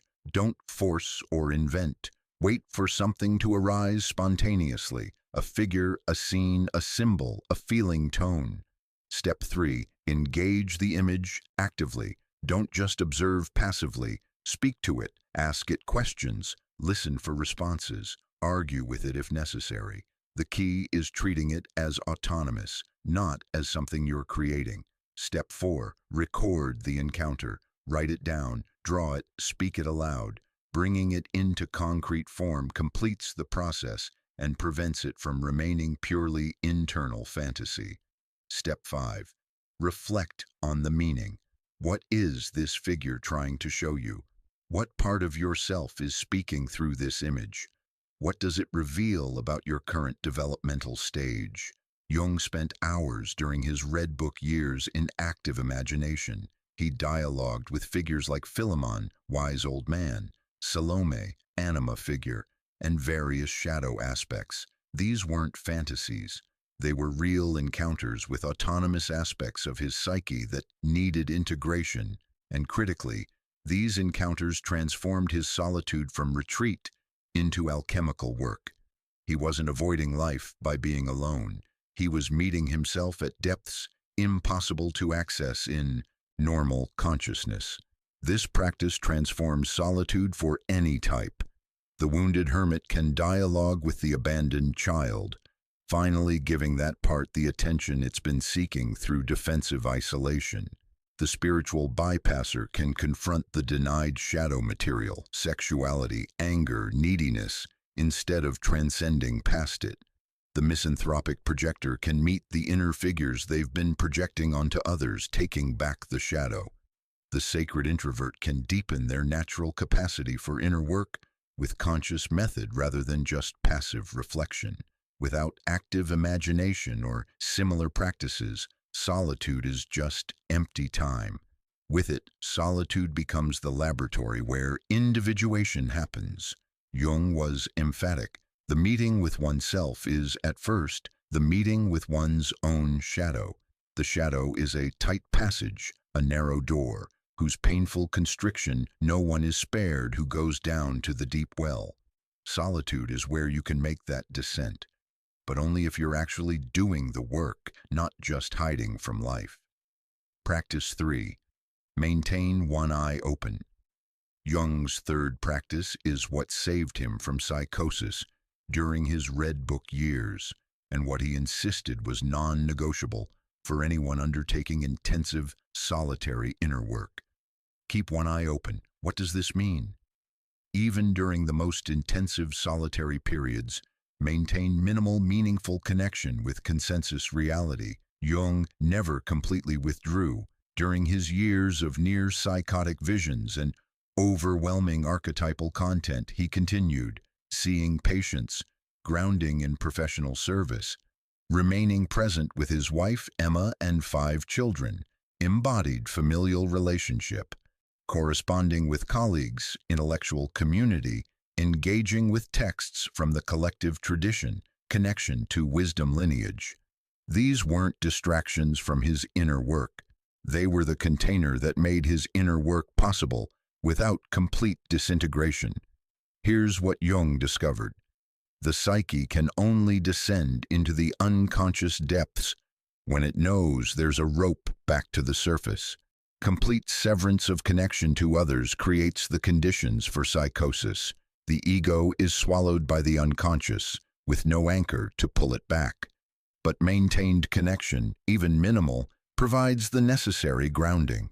One genuine relationship, one professional obligation, one embodied responsibility. That's enough to prevent the dissolution Jung feared. For people working with intensive solitude, Jung's prescription was specific. Maintain at least one genuine relationship. Not superficial socializing. One person who sees you, knows your inner work, can mirror your experience without judgment. This might be a therapist, spiritual director, trusted friend, or intimate partner. Maintain one foot in the world. Some engagement with practical reality, work, creative output, service, bodily care. Something that keeps you connected to consensus reality while you explore non-ordinary consciousness. Set temporal boundaries on intensive solitude. Retreat for defined periods, days, weeks, months, but with planned return. Not permanent withdrawal.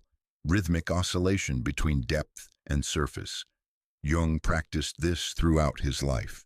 At Bullingen Tower, he would retreat for weeks of solitary stone carving, writing, contemplation, then return to Zurich for practice, family, community. The alternation wasn't compromise. It was essential structure. The descent requires the return. The inner work requires outer grounding. Without one eye open, solitude becomes dangerous. With it, solitude becomes sacred. This practice is crucial for every type. The wounded hermit must maintain one genuine relationship, precisely when they want to withdraw completely. This prevents isolation from becoming permanent. The spiritual bypasser needs embodied responsibilities that prevent spiritual inflation and keep them grounded in human life. The creative alchemist requires this naturally. Their work must eventually be shared with community. Even the transitional hermit in initiatory passage needs one person who knows where they are and can reflect their experience. The practice. Before any intensive solitary period, establish your anchor. Who is your one-eye open connection? What is your embodied responsibility? What is your planned return date? Without these, you're not practicing sacred solitude. You're risking dangerous dissolution. Practice 4. Alternate rhythms. Jung's fourth practice recognizes that individuation isn't static state. It's dynamic oscillation. The error most people make is choosing one pole and staying there. Either constant engagement, burning out the introvert, or permanent withdrawal, isolating the hermit. But wholeness requires both movements. Jung understood individuation as breathing, inhalation and exhalation, systole and diastole, descent and return. You cannot only breathe in, you cannot only breathe out. Both movements are necessary for life. The practice is designing your life in rhythmic cycles rather than rigid patterns. Daily rhythm, even within a single day, alternate between solitary depth work and engaged presence. Morning solitude for inner work, afternoon engagement with projects or people, evening restoration alone. Weekly rhythm, days of intensive solitude balanced with days of social engagement. Perhaps 4 days of minimal contact for creative work, 3 days of deliberate connection with loved ones. Seasonal rhythm, intensive solitary retreats, weeks or months, during certain seasons, balanced with periods of community engagement during others. The artist who retreats to create, then emerges to share and teach. Developmental rhythm, life stages that require more solitude. Major transitions, creative projects, spiritual emergence, followed by stages of more engagement, raising children, building community, offering service. The key is conscious alternation, not random oscillation. You're not just withdrawing when you can't handle people anymore, then forcing yourself back into socializing when the loneliness becomes unbearable. You're deliberately moving between poles according to your soul's needs and your life's demands. Jung modeled this throughout his life. Years of intensive study and development, solitary scholarship, followed by years of clinical practice and teaching, engaged service, followed by his Red Book descent, extreme solitary inner work, followed by decades of writing and lecturing, offering wisdom to collective, punctuated throughout with regular retreats to Bullingen, rhythmic restoration. He wasn't randomly vacillating. He was consciously orchestrating the rhythm his individuation required. For you, the practice looks like this. Assessment. What does your current life stage require? Are you in a period needing intensive inner work, creative gestation, healing from loss? Or are you in a period needing engagement, service, relationship building? Design. Based on assessment, design your rhythm. Don't fight against your current developmental need. If you're in transitional hermit phase, honor the need for more solitude without guilt. If you're in a relationship building phase, lean into connection without resentment.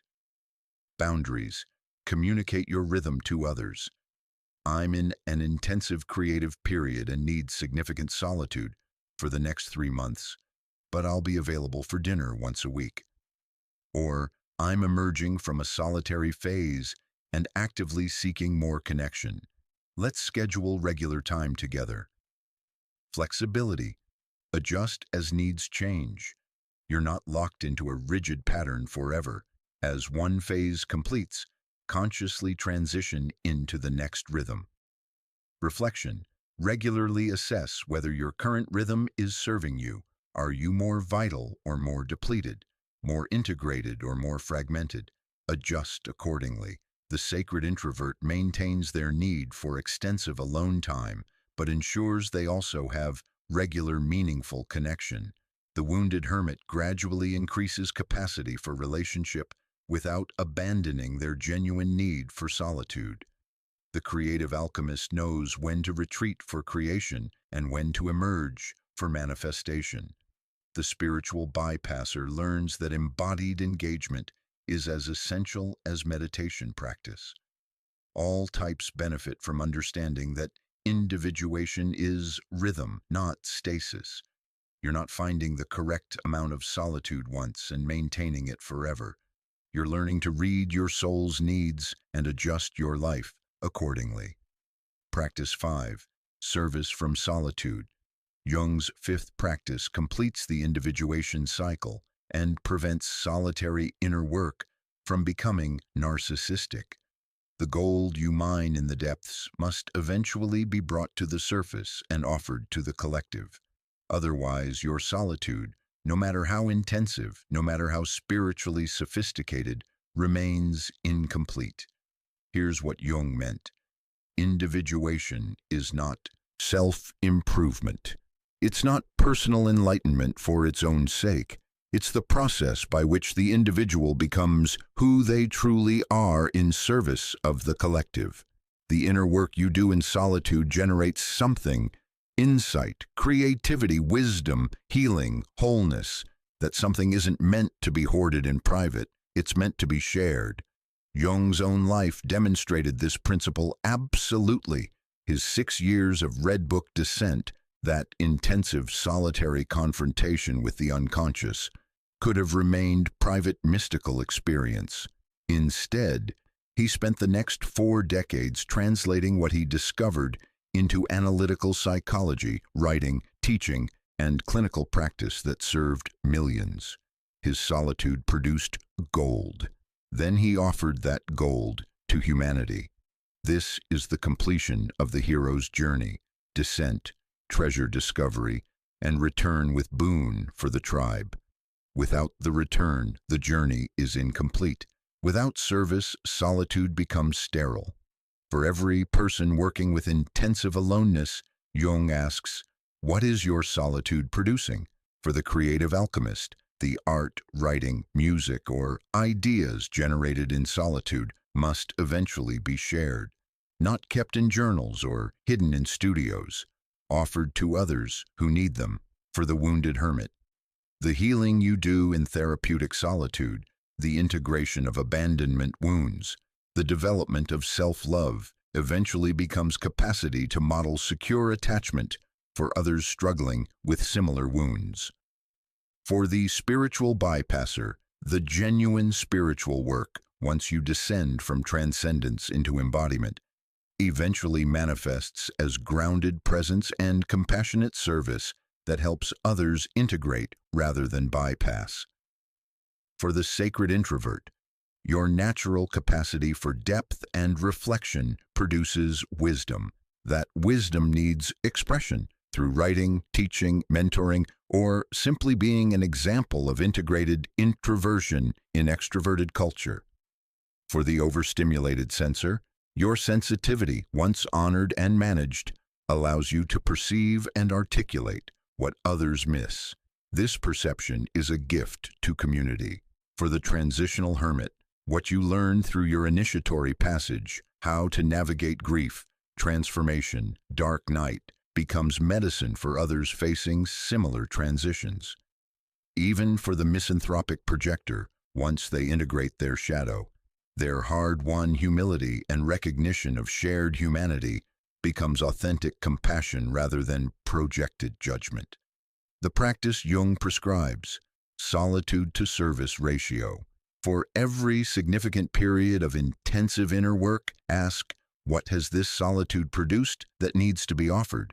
Maybe it's creative work that needs to be completed and shared. Maybe it's insight that needs to be written or taught. Maybe it's healing that equips you to help others. Maybe it's simply deepened capacity to be present with people in ways you couldn't before. Complete the cycle. Don't remain perpetually in the depths. Individuation requires the return. Bring what you've discovered back to community, relationship, service. Manifestation practice. If you tend toward excessive solitude, build in accountability for manifestation. I'll spend 3 months in intensive alone time working on this project, and then I'll share it with my community. The deadline prevents endless private processing. Relational offering. Sometimes the service from solitude is simply improved capacity for relationship. You withdrew to integrate shadow, heal wounds, develop self-knowledge. Now you return to relationships more whole, more authentic, more capable of love. Jung was clear. The self doesn't want to be known only in private contemplation. It wants to be lived, manifested, embodied in the world. Your solitude serves individuation only when it ultimately serves something larger than your private inner experience. This doesn't mean you must become a teacher or public figure. Service can be quiet, relational, embodied, but it must be. The cycle must complete. Descent and return, solitude and service, inner work and outer manifestation. Without this, your preference for solitude, no matter how sacred it feels, remains incomplete. And incompletion is not individuation.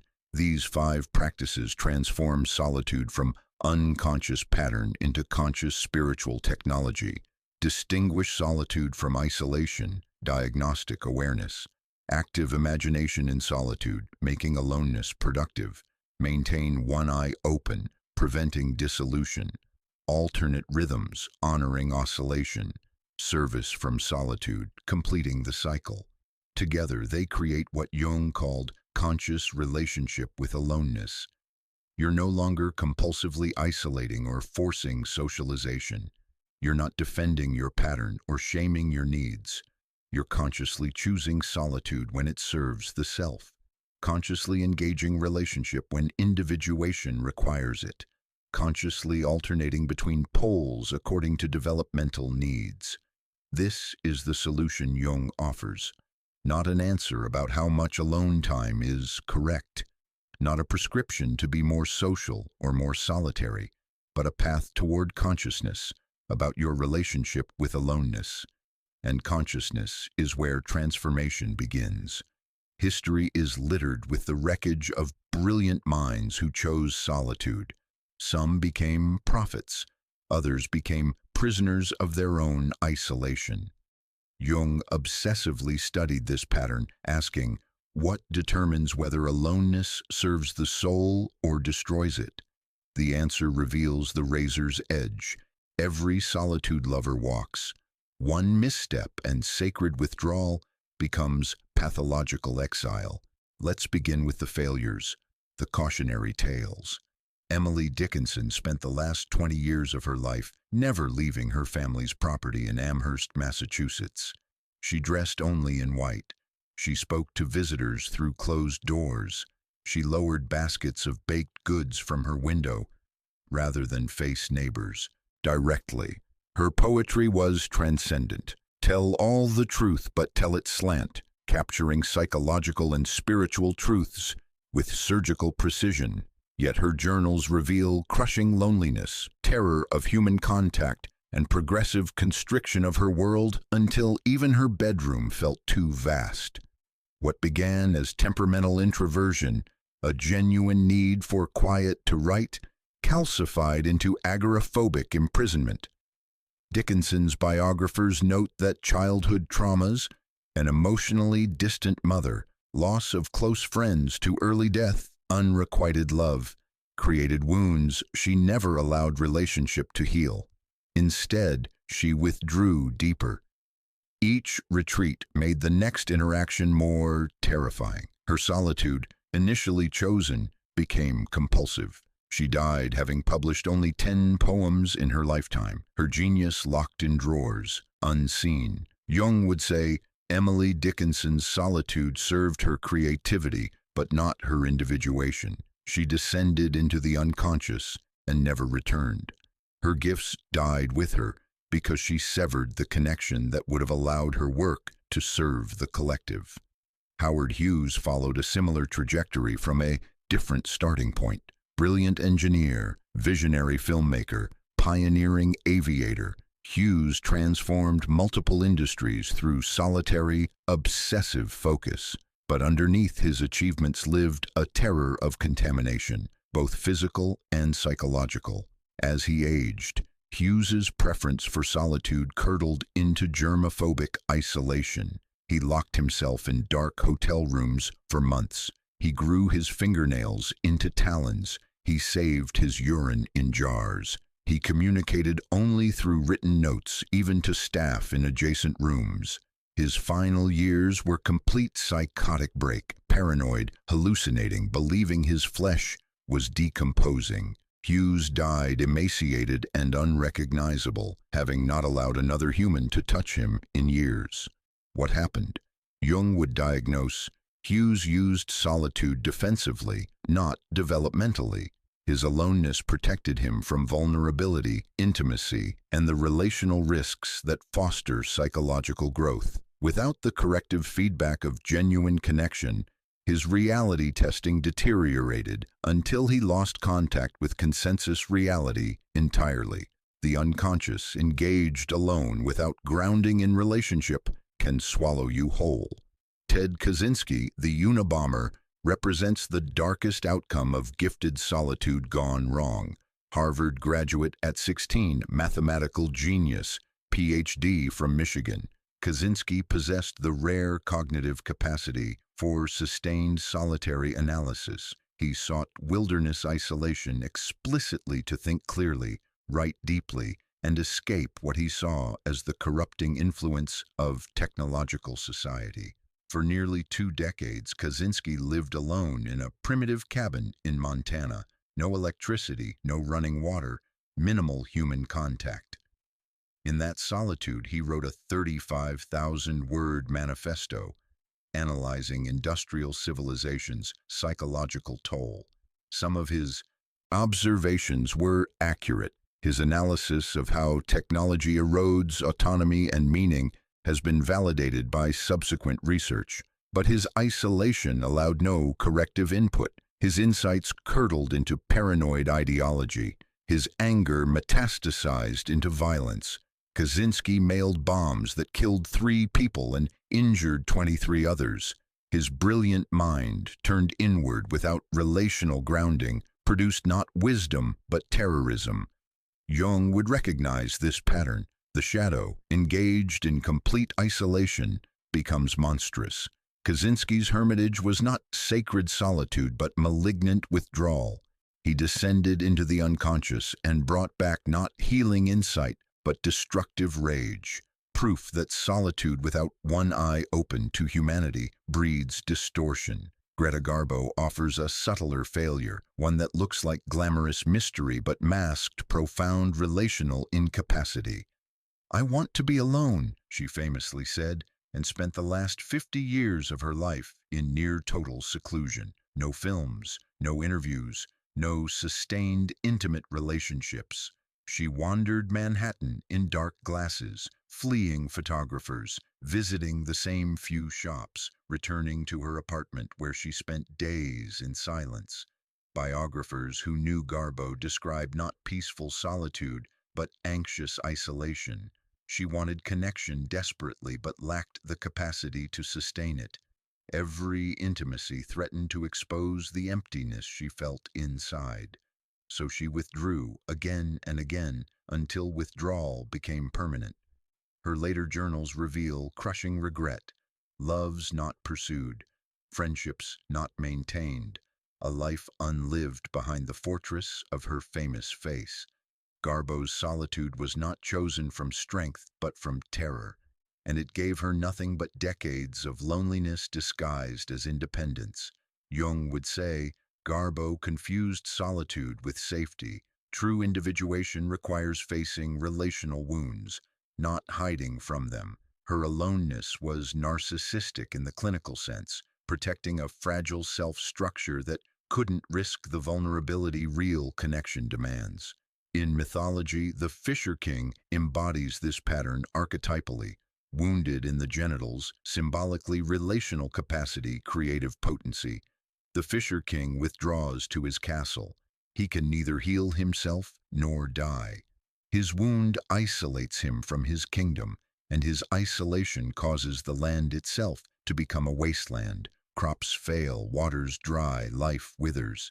The king's solitude is pathological because it's defensive.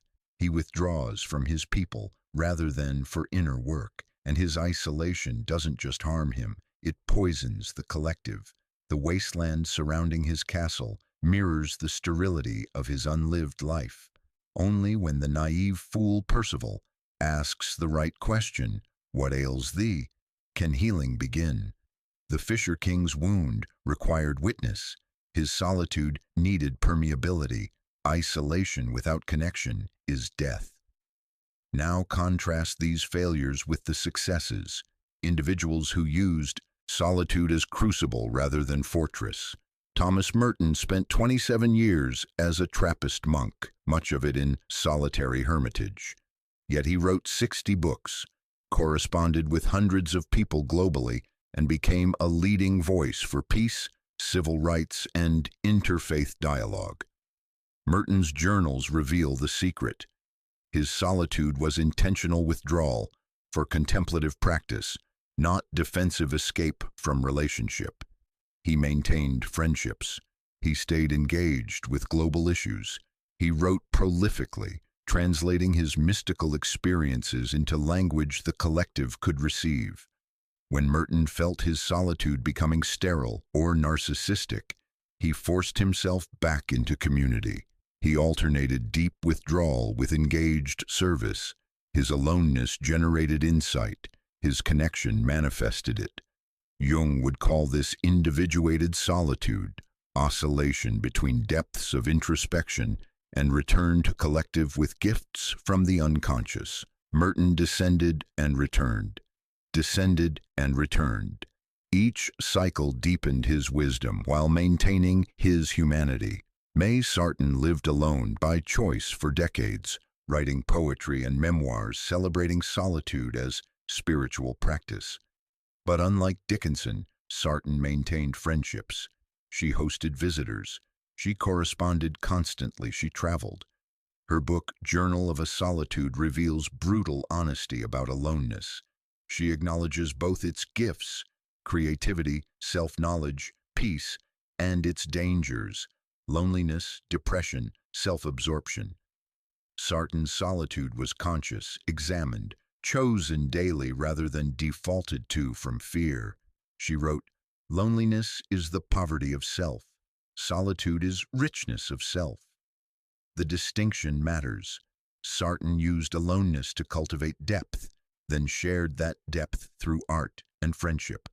Her solitude served both self and collective. Hildegard of Bingen, 12th century mystic, composer, theologian, physician, spent much of her life in contemplative enclosure.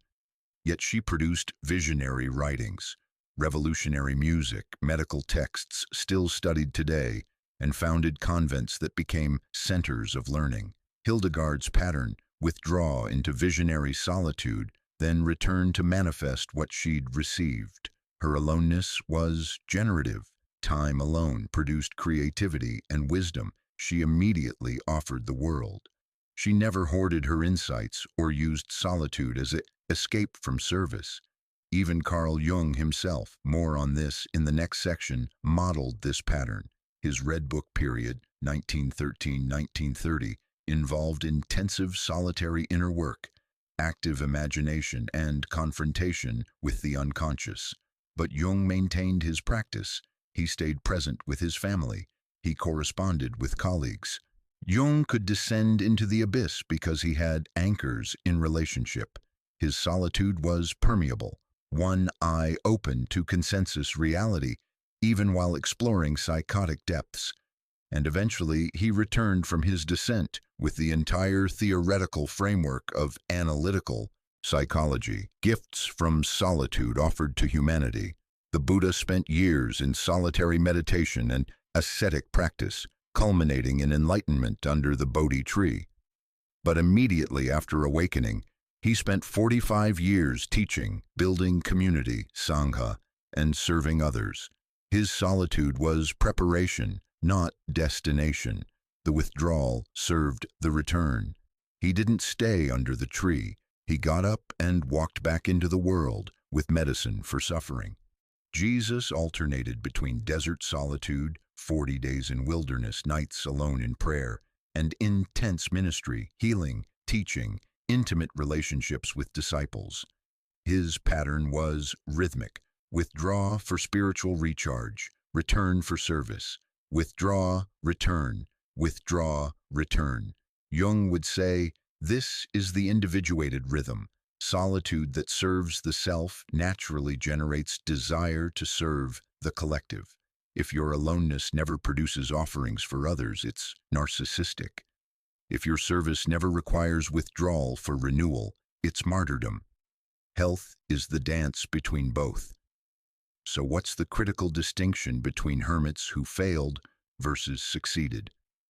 First, motivation. Failures withdrew from others, defensively, fleeing wounds, avoiding vulnerability, hiding inadequacy.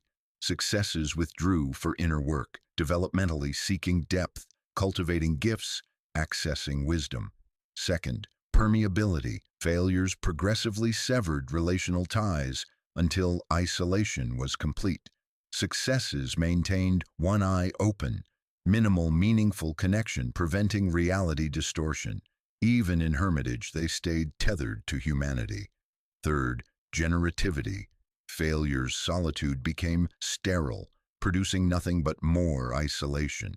Success's solitude was fertile, generating art, wisdom, service that naturally flowed back to collective. Fourth, consciousness. Failures defaulted to isolation unconsciously, defending it as preference while refusing to examine underlying wounds. Successes chose solitude consciously, examining both gifts and dangers, adjusting when patterns became unhealthy. Fifth, the return. Failures never returned from their withdrawal. They died isolated, taking their gifts to the grave. Successes descended into solitude's depths, then returned to manifest what they'd found, completing the individuation cycle. The health of solitude is measured not by its intensity, but by whether it remains permeable and generative versus rigid and sterile. You can spend decades alone and be individuating. Merton, Hildegard, Sarton. You can spend weeks alone and be decomposing. Hughes, Kaczynski in his cabin. The difference is invisible from outside. Only the individual knows whether their aloneness serves soul or serves fear. This is why Jung insisted that solitude requires ruthless self-honesty. You must constantly ask, am I withdrawing to grow or to hide? Is my aloneness producing gifts I'll share or building walls I'll die behind? Am I descending into the unconscious, with rope still tied to community, or am I cutting all lines and free-falling into isolation? The examples reveal a brutal truth. Your preference for solitude is either your greatest spiritual asset or your most sophisticated prison.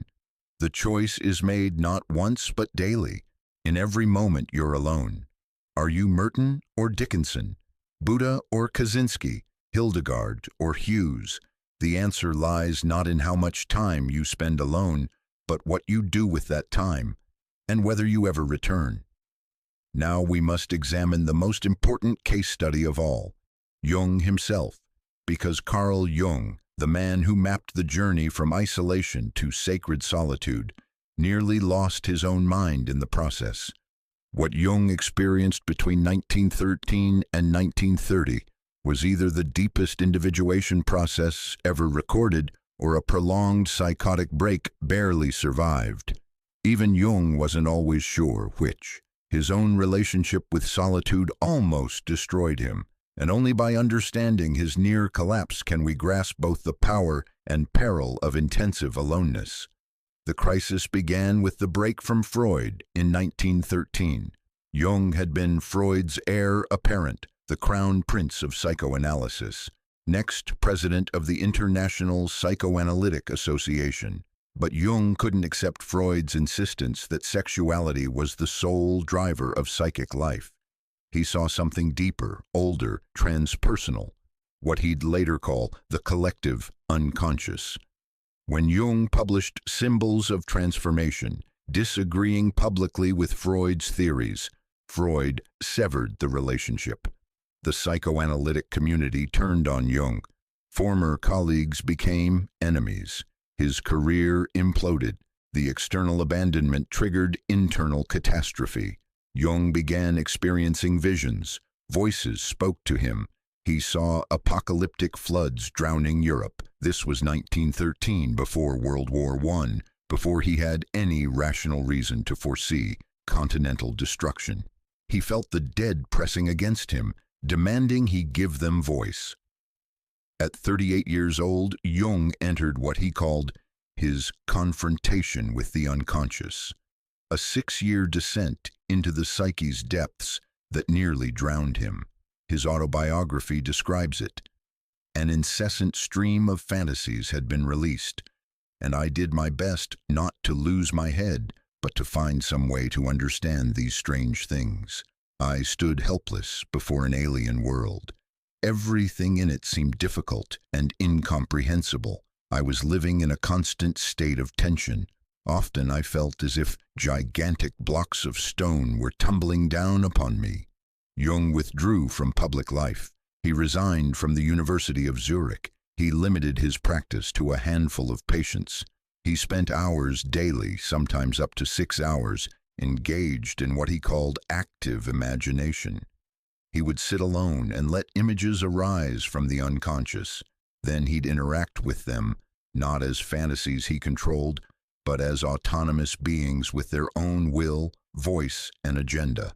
A figure calling himself Philemon appeared, an old man with bull's horns and kingfisher wings. Philemon became Jung's inner guide, teaching him that thoughts are not merely generated by ego but can arise from sources beyond consciousness. Jung conversed with Philemon as if he were real, because to Jung, in those moments, Philemon was real as any external person. He met his anima, inner feminine, who spoke in cruel, seductive tones, threatening to possess him. He descended to caves where he met ancient figures, underwent symbolic deaths, and received visions of humanity's collective psyche. All of this Jung recorded in what would become the Red Book, a massive illuminated manuscript combining text and elaborate paintings, documenting his visionary experiences in meticulous detail. To any observer, Jung appeared to be having a psychotic break. He heard voices. He saw beings no one else could see. He lost capacity to distinguish inner from outer reality for hours at a time. His wife Emma watched in terror as her husband disappeared into states that resembled schizophrenia, but Jung maintained crucial anchors that prevented complete collapse. First, he continued seeing patients. Even in his worst periods, Jung maintained a limited practice. The requirement to show up, listen to others' problems, and respond coherently forced him to inhabit consensus reality daily. This grounded him. Working with actual human beings, their real suffering, their embodied problems, pulled Jung back from the abyss. He couldn't fully disappear into the unconscious because patients demanded his presence in the here and now. Second, he stayed present with his family. Jung had a wife and 5 children. Every evening, regardless of how deep he'd descended during the day, he ate dinner with his family, he played with his kids, he maintained the routines of domestic life. Emma Jung later described this period as terrifying, watching her husband teeter on madness's edge, but also emphasized that Carl never abandoned his family responsibilities. He was present, frighteningly altered at times, but present. Third, he corresponded with colleagues. Jung maintained intellectual relationships through letters. He continued theoretical discussions, debated ideas, and stayed connected to the psychological community even after his break with Freud. These correspondences forced Jung to articulate his experiences in language, to translate visionary madness into communicable concepts. This translation from unconscious image to conscious word was itself stabilizing. Jung later reflected that without these 3 anchors, patients, family, intellectual community, he would have been swallowed by the unconscious. He would have become psychotic permanently, lost in inner worlds with no way back. His solitude was extreme, but it was never absolute. He maintained one eye open to relationship, and that thin tether saved his sanity. The work was brutal. Jung described feeling as if he were constantly on the edge of a precipice, one step from falling into absolute madness. Some days he could barely function. The visions were overwhelming, beautiful and terrifying, numinous and destructive, divine and demonic. He wrote, "The years when I was pursuing my inner images were the most important in my life. In them, everything essential was decided. It all began then. The later details are only supplements and clarifications of the material that burst forth from the unconscious and at first swamped me. It was the prima materia for a lifetime's work. But at the time, Jung had no idea whether this material was wisdom or madness. He was living it, not analyzing it. The differentiation came later. By 1919, Jung began to emerge from the depths. The visions lessened. He could think more clearly. He started translating his experiences into theoretical frameworks, archetypes, collective unconscious, individuation process. What had felt like psychotic disintegration revealed itself retrospectively as profound transformation. Jung had descended into the unconscious and returned with a map, not just for himself, but for all of humanity. But the journey wasn't over. Jung needed a physical container for his continuing inner work. In 1923, Jung began building what would become Bollingen Tower, a stone structure on Lake Zurich, primitive and isolated, without electricity or running water. Bollingen was Jung's hermitage, his sacred solitude made manifest.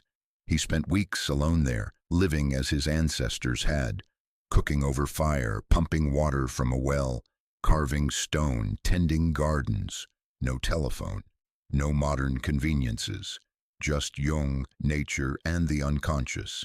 He described Bollingen as a maternal womb where the self could emerge, a place where he was no longer Dr. Jung, psychologist, professor, public figure, but simply a man engaging the depths of psyche without mediation. At Bollingen, Jung painted mandalas on walls. He carved cryptic symbols into stone. He sat by the lake for hours, engaged in active imagination. He wrote, he dreamed.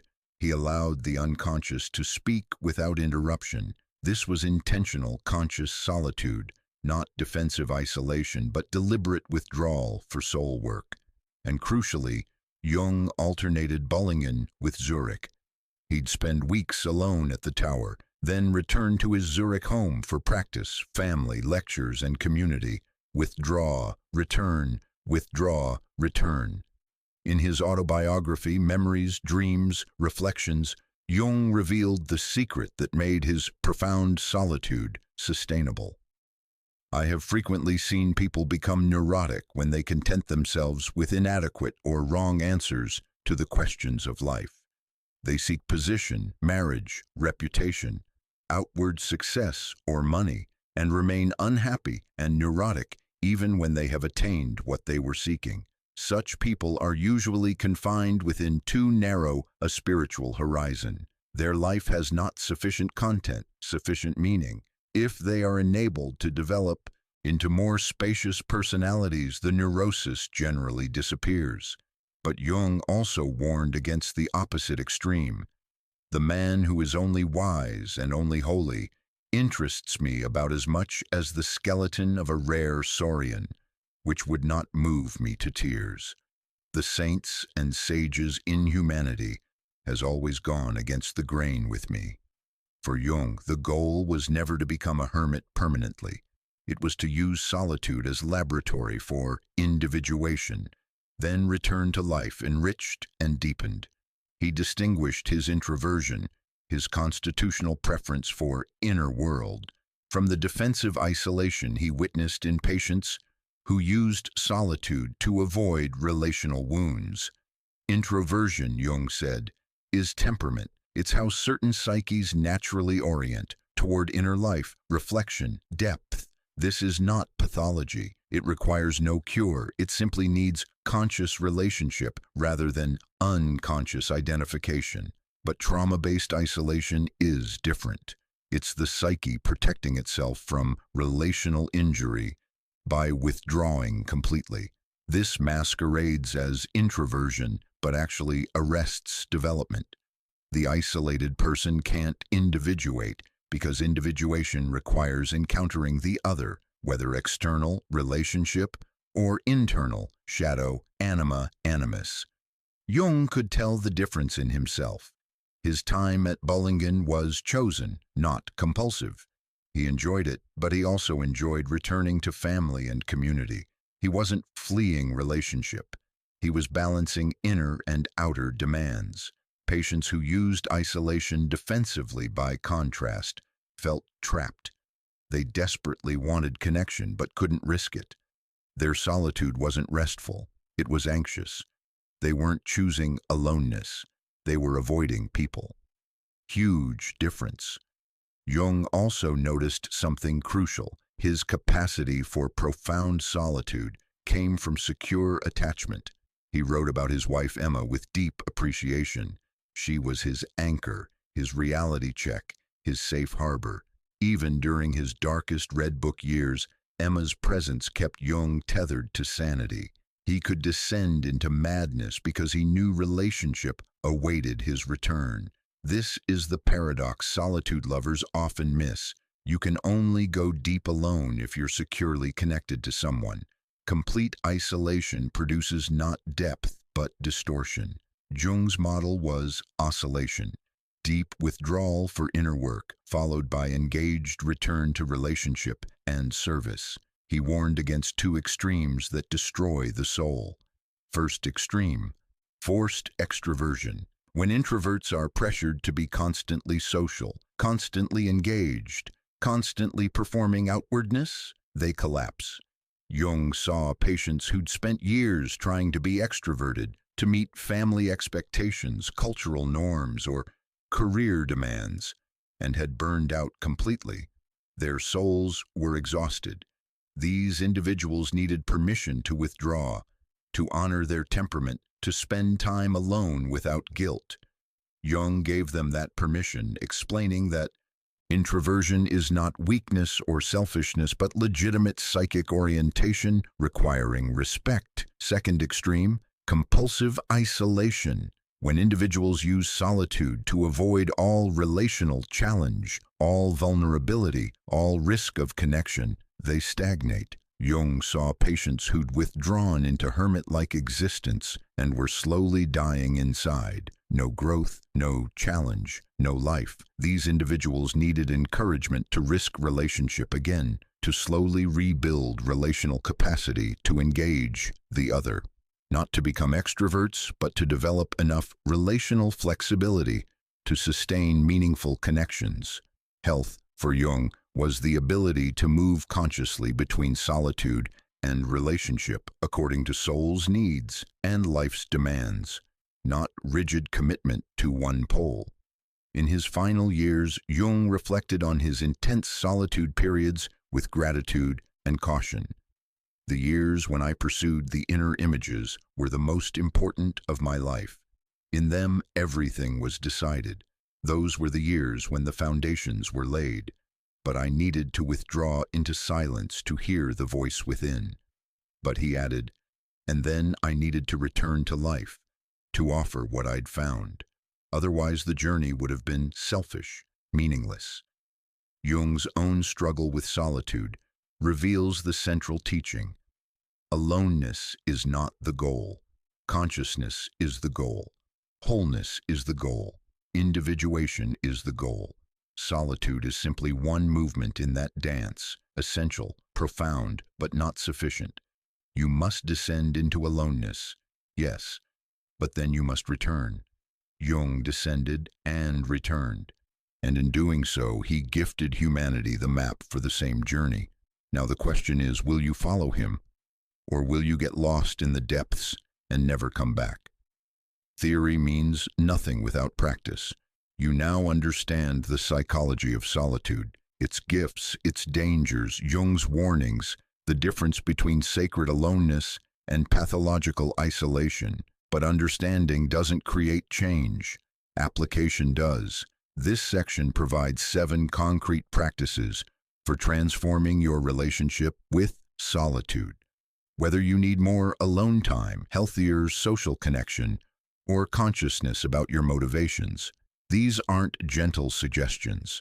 They're diagnostic tools that will reveal uncomfortable truths about whether your solitude serves your soul or imprisons it. Tool 1. The Solitude Audit for the next 2 weeks. Track your aloneness with brutal honesty. Create a simple log with 4 columns. Column 1. Time distribution. Record how much time you spend truly alone, not just physically isolated, but actually solo, no phone, no texting, no social media consumption, versus with others, in person or real-time digital interaction. Most people are shocked by this data. You think you're alone constantly, but you're actually consuming social input non-stop via screens. Or you think you're social, but you're actually avoiding genuine connection through surface interactions.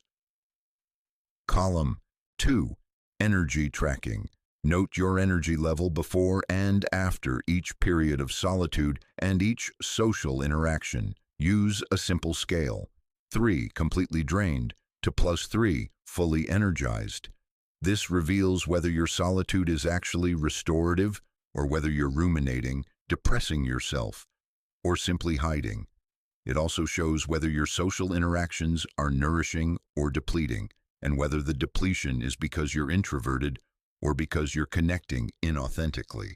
Column 3. Quality assessment. When you're alone, what are you actually doing? Categories: restorative, sleeping, meditating, walking in nature; creative, writing, art, music; contemplative, journaling, prayer, reflection; consumptive, scrolling, binging media, shopping, ruminating, obsessing, worrying, self-attacking. escaping, avoiding specific people, tasks, or feelings. Be ruthlessly honest. Most of what you call alone time is actually avoidance or consumption, not genuine solitude. Column 4, relational impact. After periods of solitude, is it easier or harder to connect with others? Do you feel more patient, present, and generous, or more irritable, avoidant, and disconnected? This is the critical diagnostic. Healthy solitude increases relational capacity. It restores your ability to be present with others.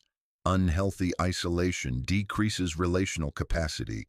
Each period alone makes the next interaction more difficult, creating a vicious cycle. After 2 weeks, analyze the patterns. If you're spending less than 10% of waking hours in true solitude and your energy is consistently drained after social interaction, you're an undernourished introvert. You need permission to withdraw. If you're spending more than 70% of waking hours alone and your relational capacity is declining, you're in dangerous isolation. You need to rebuild connection capacity gradually. If your solitude is primarily consumptive or ruminating rather than restorative, you're not experiencing sacred solitude, you're escaping. Your work is addressing what you're avoiding. If your energy increases after solitude and relational capacity improves, your aloneness is healthy. Protect it fiercely. The audit doesn't judge your preferences. It simply reveals whether your current patterns are serving your wholeness or fragmenting it. Tool 2. Shadow journaling during solitude. Jung taught that unconscious motivations sabotage conscious intentions. You think you're alone to rest, but you're actually hiding. You think you're avoiding people because they're exhausting, but you're actually terrified of intimacy. Shadow journaling makes these unconscious drivers conscious. Next time you're alone, especially during extended solitude, sit with pen and paper, not screen. This work requires embodiment, and ask these questions. What am I avoiding by being alone right now? Not generally, specifically. What person, situation, feeling, or challenge am I escaping by withdrawing? Write without censoring. The first answer is usually the surface level. Keep pushing. And what else? And beneath that, what do I fear would happen if I connected right now? What's the catastrophic fantasy? Rejection, being overwhelmed, losing myself, having nothing to say, being exposed as empty inside. Name the terror. What parts of me only feel safe in solitude? The wounded child, the creative self, the spiritual seeker, the sexual being. Often we use aloneness to protect parts of ourselves that were shamed, rejected, or invaded in relationship. Identifying these parts creates compassion and possibility for healing. If I'm being completely honest, is this solitude nourishing me or numbing me? There's a felt difference. Nourishing solitude has quality of presence, fullness, aliveness, even in stillness. Numbing solitude has quality of dissociation, emptiness, waiting for time to pass. What would have to change for me to desire connection? This question reveals what's broken in your relational life. Maybe you need better boundaries. Maybe you need more authentic friendships. Maybe you need to address past wounds. Whatever answer emerges points toward your next growth edge. Do this practice weekly during solitary periods. Over time, you'll distinguish genuine need for aloneness from defensive avoidance. The distinction isn't always obvious. The psyche is sophisticated at rationalizing defenses as preferences. Tool 3. Active imagination practice. This is Jung's primary method for transforming empty solitude into productive inner work. Instead of just being alone passively, scrolling, consuming, or ruminating, you use aloneness to engage the unconscious directly. Active imagination is deceptively simple. You sit quietly, let an image or figure arise from the unconscious, and then interact with it as if it's real and autonomous. Here's the practice. Sit comfortably in a private space. Close your eyes. Let your mind settle. Ask, who wants to speak to me right now? Or, what part of me needs attention? Wait, don't force. An image will arise.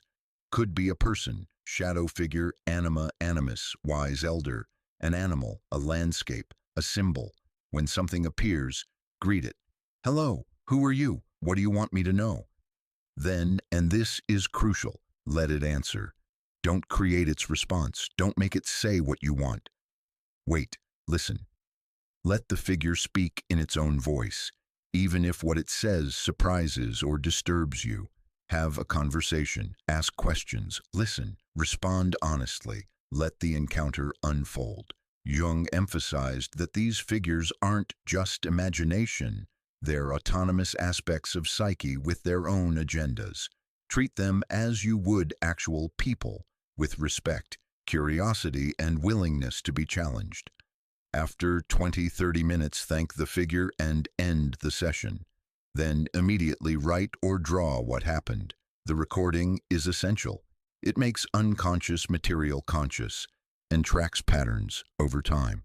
Practice this 2-3 times weekly during solitary periods. Over time, you'll notice your solitude becomes populated. You're no longer alone in the empty sense. You're communing with inner figures who offer guidance, challenge, and companionship. Jung said this transforms isolation into sacred conversation. Warning, if you've experienced psychosis, dissociation, or have unstable reality testing, don't do this practice without therapeutic support.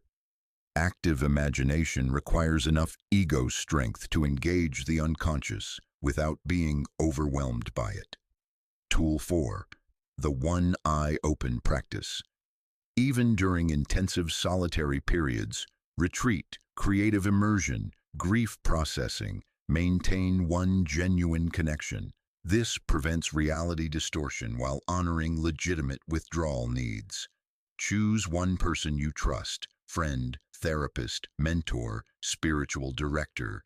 Make a commitment. No matter how deep your solitude goes, you'll check in with this person weekly. Not superficial "I'm fine" check-ins. Genuine contact. Here's what I'm experiencing. Here's what's arising. Here's what I'm struggling with. The practice has several functions. Reality testing. Describing your inner experience to another human forces you to translate it into shared language. This translation itself prevents complete absorption in subjective reality. Accountability. You're less likely to indulge narcissistic or destructive patterns when someone's witnessing your process. Continuity. Maintaining one relational thread during withdrawal ensures you can find your way back to community when ready. Regulation. If you start spiraling into dangerous territory, excessive rumination, suicidal ideation, psychotic-level fantasy, this person can intervene. Jung maintained this practice throughout his Red Book period. He had colleagues, patients, and Emma as anchors. Without them, he believed he would have been lost permanently. If you're in intensive solitude without one eye open, you're not doing sacred work, you're risking psychological drowning. Tool 5. Solitude to service ratio. Jung warned that solitude without return to collective service becomes narcissistic and sterile. This practice prevents that trap. For every hour of intensive inner work, active imagination, shadow journaling, contemplative retreat, ask, what am I receiving that wants to be offered? Maybe it's creative work, the novel, painting, music emerging from your aloneness. Plan how you'll share it. Maybe it's wisdom, insight about psychology, spirituality, life. Write it, teach it, offer it in conversation. Maybe it's healing. You're integrating trauma, finding peace, growing whole. Your healed presence becomes gift to others struggling similarly. The ratio doesn't have to be 1:1, but there must be a ratio. If you spend months alone without anything emerging that serves others, you're not individuating, you're hiding. Jung said, The individual's duty is to fulfill their unique purpose, but that purpose always involves serving the collective. Consciousness. Your solitude must eventually produce offerings. Concretely, keep a gifts from solitude journal. After each solitary period, write, "What emerged from this time alone that could help another person?" Then commit to one action that shares that gift. Publish the essay, have the conversation, create the art, teach the lesson, offer the healing presence. This completes the cycle: withdrawal, inner work, integration, return with gifts, service. Without the return, the cycle is incomplete and individuation stalls. Tool 6. Relational capacity check-ins. Your ability to sustain genuine connection is the most reliable indicator of whether your solitude is healthy or destructive. Once monthly, attempt meaningful relational risk. Have a vulnerable conversation where you share something true you normally hide. Initiate emotional intimacy rather than waiting for others to pursue you. Attend to someone else's pain with genuine presence rather than advice or deflection. Ask for help or support rather than maintaining self-sufficient isolation. Stay present during conflict instead of withdrawing to process alone. Then assess, was this easier or harder than last month? If your relational capacity is increasing, if vulnerability feels slightly less terrifying, if intimacy is slightly more sustainable, if you can tolerate more emotional complexity and connection, your solitude is serving you. It's restoring your capacity for relationship. If your relational capacity is decreasing, if every interaction feels more exhausting, if vulnerability seems increasingly impossible, if you're more irritable and judgmental of others, if you're finding more reasons to avoid people, your solitude has crossed into dangerous isolation. This doesn't mean you need to become extroverted.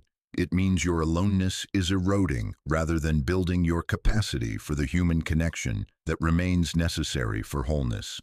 The corrective action: gradually increase relational exposure, not dramatic overcorrection, suddenly forcing yourself into constant socialization, but gentle capacity building. One genuine conversation weekly, one vulnerable moment monthly, slow rebuilding of atrophied relational muscles. Think of it like physical therapy after injury. You don't immediately run a marathon. You practice walking, then longer walks, then gentle jogging.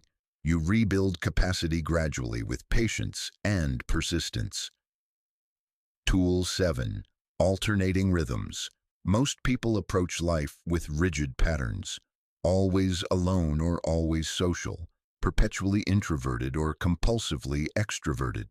Jung's model was oscillation, designing life in intentional cycles that honor both introspection and participation. Create a rhythm structure, daily rhythm. Even on social days, protect 30 to 60 minutes of true solitude, morning meditation, evening walk, before bed journaling. Even on solitary days, have one genuine interaction. Call a friend, meaningful conversation, letter to loved. 1. Weekly rhythm. Designate certain days as high contact, work, social plans, family time, and others as low contact, protected alone time, creative work, reflection. Don't mix them, lean fully into each mode. Monthly rhythm. One intensive solitary experience, solo retreat, cabin weekend, full day silence, creative immersion, balanced by one intensive social experience, gathering with friends, community service, group learning, celebration. Seasonal rhythm. Identify which seasons naturally call for more withdrawal. Winter for introspection, creative projects, versus engagement, summer for adventure, socializing. Work with these natural rhythms rather than maintaining constant pattern year-round. Life rhythm. Recognize that different life stages require different balances. Early career may demand more social engagement. Midlife may call for deeper introspection. Elder years may alternate between solitary wisdom gathering and mentoring younger generations. The key is consciousness. You're not randomly alone or randomly social based on circumstance or mood. You're intentionally designing your life to include both movements, trusting that wholeness requires the dance between them. Stop asking, am I an introvert or extrovert? And start asking, what does my soul need right now? And am I courageous enough to honor that need? Some days your soul needs the restoration of complete solitude. Some days it needs the friction and growth of genuine connection. Health is having access to both and wisdom to know which to choose. Integration, putting the tools together. These 7 practices work synergistically. The Solitude Audit reveals your current patterns. Shadow journaling uncovers unconscious motivations. Active imagination transforms empty aloneness into productive inner work. One eye open prevents dangerous isolation. Solitude to service ratio ensures your withdrawal serves the collective. Relational capacity check-ins track whether you're healing or deteriorating. Alternating rhythms create sustainable structure. Start with the audit. 2 weeks of honest tracking. The data will reveal which additional tools you need most urgently. If you discover you're chronically overstimulated and undernourished, focus on alternating rhythms and permission to withdraw, guilt-free. If you discover you're in dangerous isolation, prioritize one eye open and relational capacity check-ins, rebuilding connections slowly and consciously. If you discover your solitude is primarily escapist, shadow journaling will reveal what you're avoiding and why. If you discover your solitude is restorative but directionless, active imagination and solitude to service ratio will make your aloneness more productive and meaningful. This work requires courage because it demands honesty. Your ego has sophisticated defenses around solitude, either justifying isolation as spiritual preference or denying legitimate needs for aloneness as weakness. The tools cut through those defenses. They reveal truth. And truth, while initially uncomfortable, is the only foundation for transformation. Jung said, "There is no coming to consciousness without pain. People will do anything, no matter how absurd, to avoid facing their own soul." These practices force you to face your soul, to see whether your solitude is serving your individuation or arresting it. Most people won't do this work. They'll read this section, feel inspired for a moment, and return to unconscious patterns by tomorrow. But you're different. You've read this far. You sense something is at stake. You know your relationship with solitude is either your greatest asset or your deepest wound, and you're finally ready to know which. So here's your commitment. Choose one tool, just one. Practice it for 30 days. Not perfectly, not without resistance or failure, just consistently. In 30 days, you'll have data. You'll know something true about yourself that you don't know now. And that truth will either confirm your solitude is healthy, giving you permission to stop doubting it, or reveal it's destructive, giving you motivation to change. Either way, consciousness increases, and consciousness is the entire point. Which tool are you choosing? Comment below. Make it public. Accountability transforms intention into action. Now, let's explore what that transformation actually looks like. When you commit to this work fully, transformation doesn't happen in a moment. It unfolds in stages. Understanding the full arc, from unconscious patterns to conscious choice, from defensive isolation to sacred solitude, helps you recognize where you are and what comes next. This journey isn't linear. You'll cycle through these stages multiple times, each iteration deepening your relationship with aloneness until it finally serves your wholeness rather than fragments it. Let's map the territory. Stage 1. The wound, identification. Every relationship with solitude begins with a wound. Not always. Some people are constitutionally introverted. Their nervous systems genuinely restore in aloneness, not from trauma, but from temperament. But even for authentic introverts, cultural pressures to be extroverted create secondary wounding. For most solitude lovers, the preference began as protection against overstimulation. You were a sensitive child in a chaotic family. Noise, conflict, emotional intensity overwhelmed your nervous system. You discovered that being alone felt safe. Your room became sanctuary. Solitude meant survival. Against abandonment, you were left, neglected, or inconsistently attended to. You learned that needing others was dangerous. They might not show up. So you became self-sufficient. If you don't need anyone, you can't be disappointed. Solitude became fortress against heartbreak, against invasion. Your boundaries were violated, emotionally, physically, sexually. Others entered your space, your body, your psyche without permission. You learned that people are dangerous. Aloneness became the only place you felt protected, intact, yourself. Against failure, you tried to connect and were rejected, mocked, misunderstood. Social situations became minefields of potential humiliation. You withdrew, not because you preferred aloneness, but because interaction hurt too much. Solitude became hiding place. The wound crystallized into identity. I'm just introverted. I prefer my own company. People are exhausting. I'm a loner. These statements feel true. They're reinforced by years of experience. But underneath them lives the original wound, the moment solitude shifted from preference to necessity, from choice to compulsion.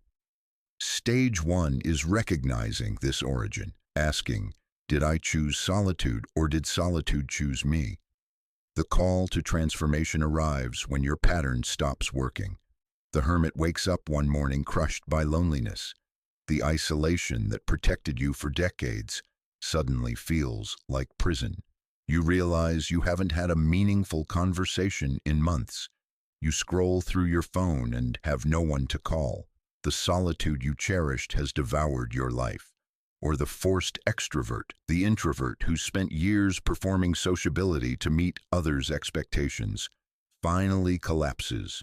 Burnout, depression, complete exhaustion. You can't maintain the mask anymore. The cost of betraying your solitude needs has become unbearable. Both moments are crisis, and crisis is the doorway to transformation. Jung called this the confrontation with the shadow. The moment you can no longer avoid seeing what you've been hiding from yourself. Your solitude is either your wound or your prison, and you can't pretend otherwise anymore. This is when people seek therapy. Read books like this. Watch videos searching for answers. You know something must change, but you don't yet know what or how. Welcome to Stage 1. The identification of the wound is the beginning of healing. Stage 2. The descent, confrontation. Once you've identified the wound, you must enter it. This is the most painful stage, the one most people avoid forever, because entering the wound means feeling what you've spent your entire life protecting yourself from feeling. For the isolated person, confrontation means facing terror of vulnerability. What if you open yourself and are rejected? What if you need someone and they leave? What if you're seen fully and judged unworthy? Abandonment wounds, the original pain of being left, neglected, unseen. The grief you never processed because you decided self-sufficiency was safer than needing. Belief in unworthiness, the deep, shameful conviction that you're not lovable, not interesting, not enough. That's why you've hidden in solitude. If no one gets close, no one discovers the truth about how inadequate you are. For the exhausted introvert whose solitude needs were denied, confrontation means facing rage at betrayal.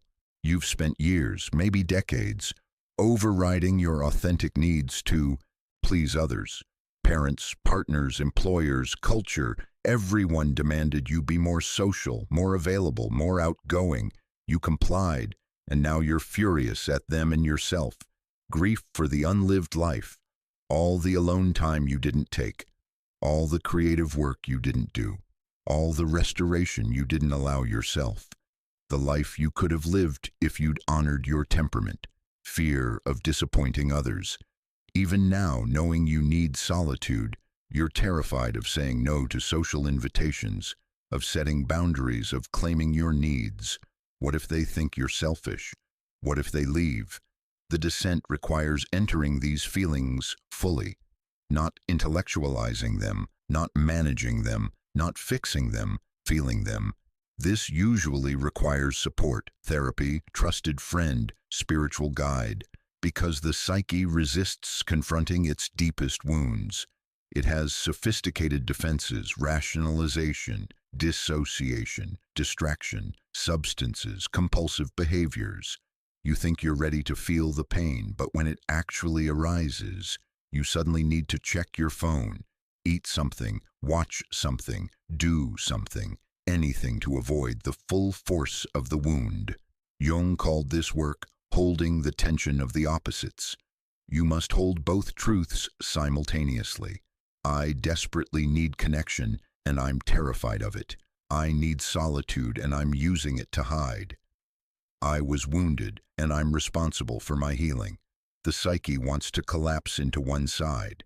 Either I'm just introverted and people need to accept it, or I'm pathologically isolated and broken. Both are defenses against the complexity of truth. Real confrontation sits in the unbearable middle. I have legitimate needs for solitude, and I have wounds driving destructive isolation. Both are true. I must honor one and heal the other simultaneously. This stage can last months or years. You'll cycle through denial, rage, bargaining, depression before arriving at acceptance. You'll blame others, parents, culture, past partners, before taking responsibility. You'll try to skip ahead to solutions before fully grieving. Let yourself descend completely. The depth of your descent determines the height of your eventual liberation. Stage 3. The differentiation, integration. After confronting the wound, you must learn to distinguish between patterns that serve you and patterns that imprison you. This is where transformation becomes practical, not just emotional. You're learning to differentiate authentic needs from trauma responses.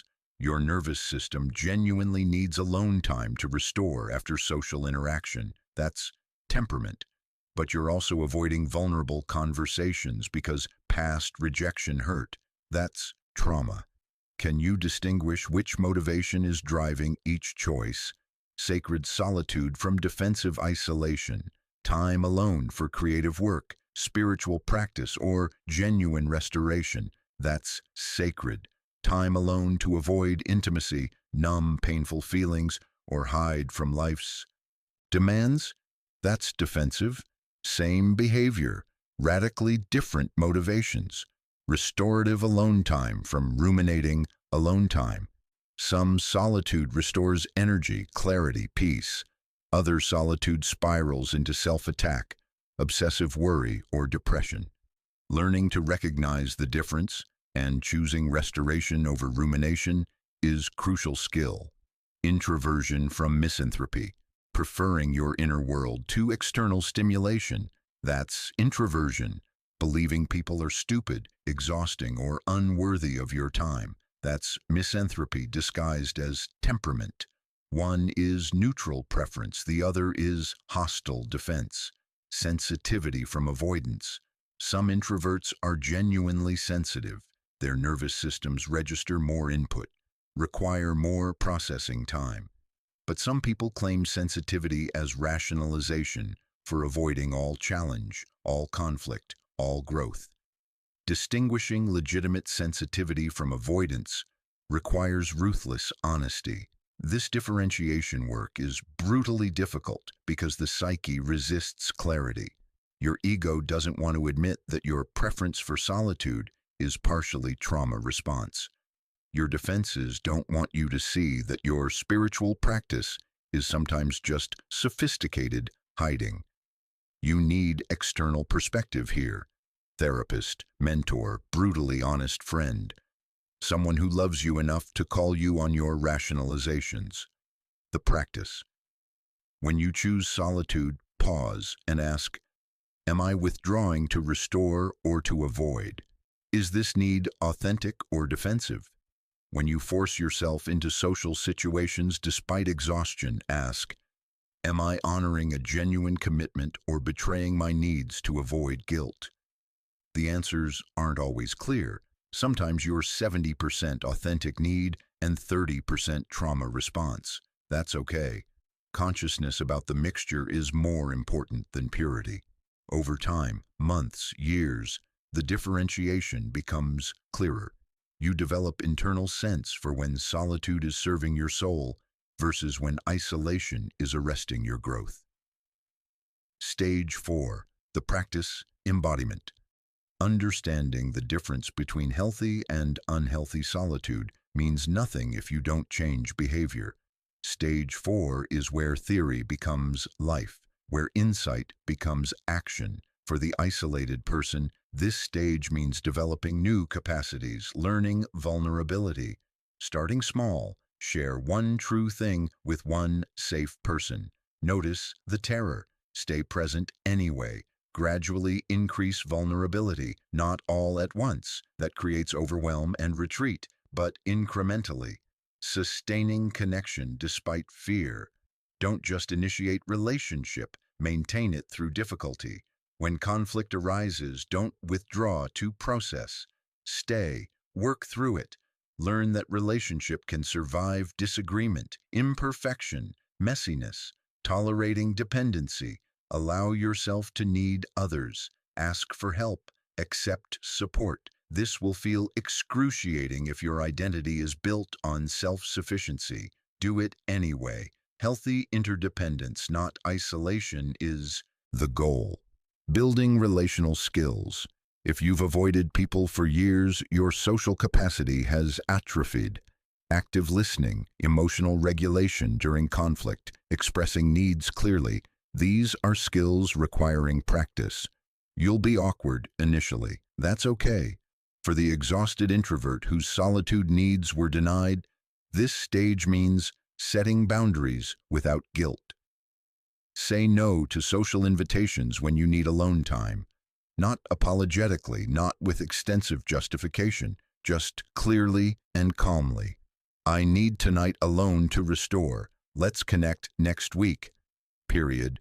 Claiming alone time as non-negotiable. Stop treating your solitude needs as luxury you'll get to if there's time. Schedule it, protect it, like therapy appointments or doctor visits. They're not optional. Communicating needs to partners, family. I need 2 hours alone every evening to decompress. This isn't about you, it's about my nervous system. Here's how we can ensure I get this time while still maintaining connection. Trusting your body's signals. You know when you're overstimulated. You know when you need to withdraw. Stop overriding those signals to please others. Your body's wisdom serves your wholeness. For both types, this stage involves oscillating consciously, not rigidly alone or rigidly social, but moving fluidly between deep withdrawal and genuine engagement according to what each moment requires. Practicing without perfection, you'll fail. You'll retreat into old patterns under stress. The isolated person will withdraw suddenly. The overstimulated introvert will say yes when they mean no. Expect this. Recommit without shame. Developing distress tolerance. The discomfort of new behavior is not evidence you're doing it wrong. It's evidence you're growing. Stay with discomfort long enough for new patterns to form. This stage lasts years because you're not just changing behavior, you're rewiring nervous system patterns, healing attachment wounds, rebuilding relational capacity. Be patient, be persistent. Every time you choose conscious response over unconscious pattern, you're individuating. Stage 5, the integration, wholeness.